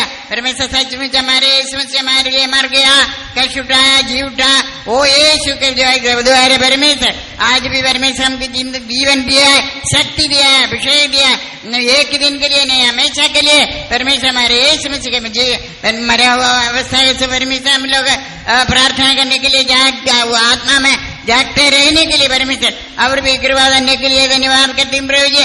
हमारे यीशु मसीह परमेश्वर हमारे लिए कितना का तकलीफ उठाया, कष्ट उठाया, जीव उसका जीवन दिया है, वो यीशु के द्वारा परमेश्वर हर एक लोग जीता है परमेश्वर। इसलिए आज भी परमेश्वर सत्य सुसमाचार परमेश्वर के दासन के द्वारा आज गलीसिया में हमको दिया है। हर एक लोग के वचन सुन के परमेश्वर अंत तक विश्वास योग्य से रहने के लिए परमेश्वर कृपा देना।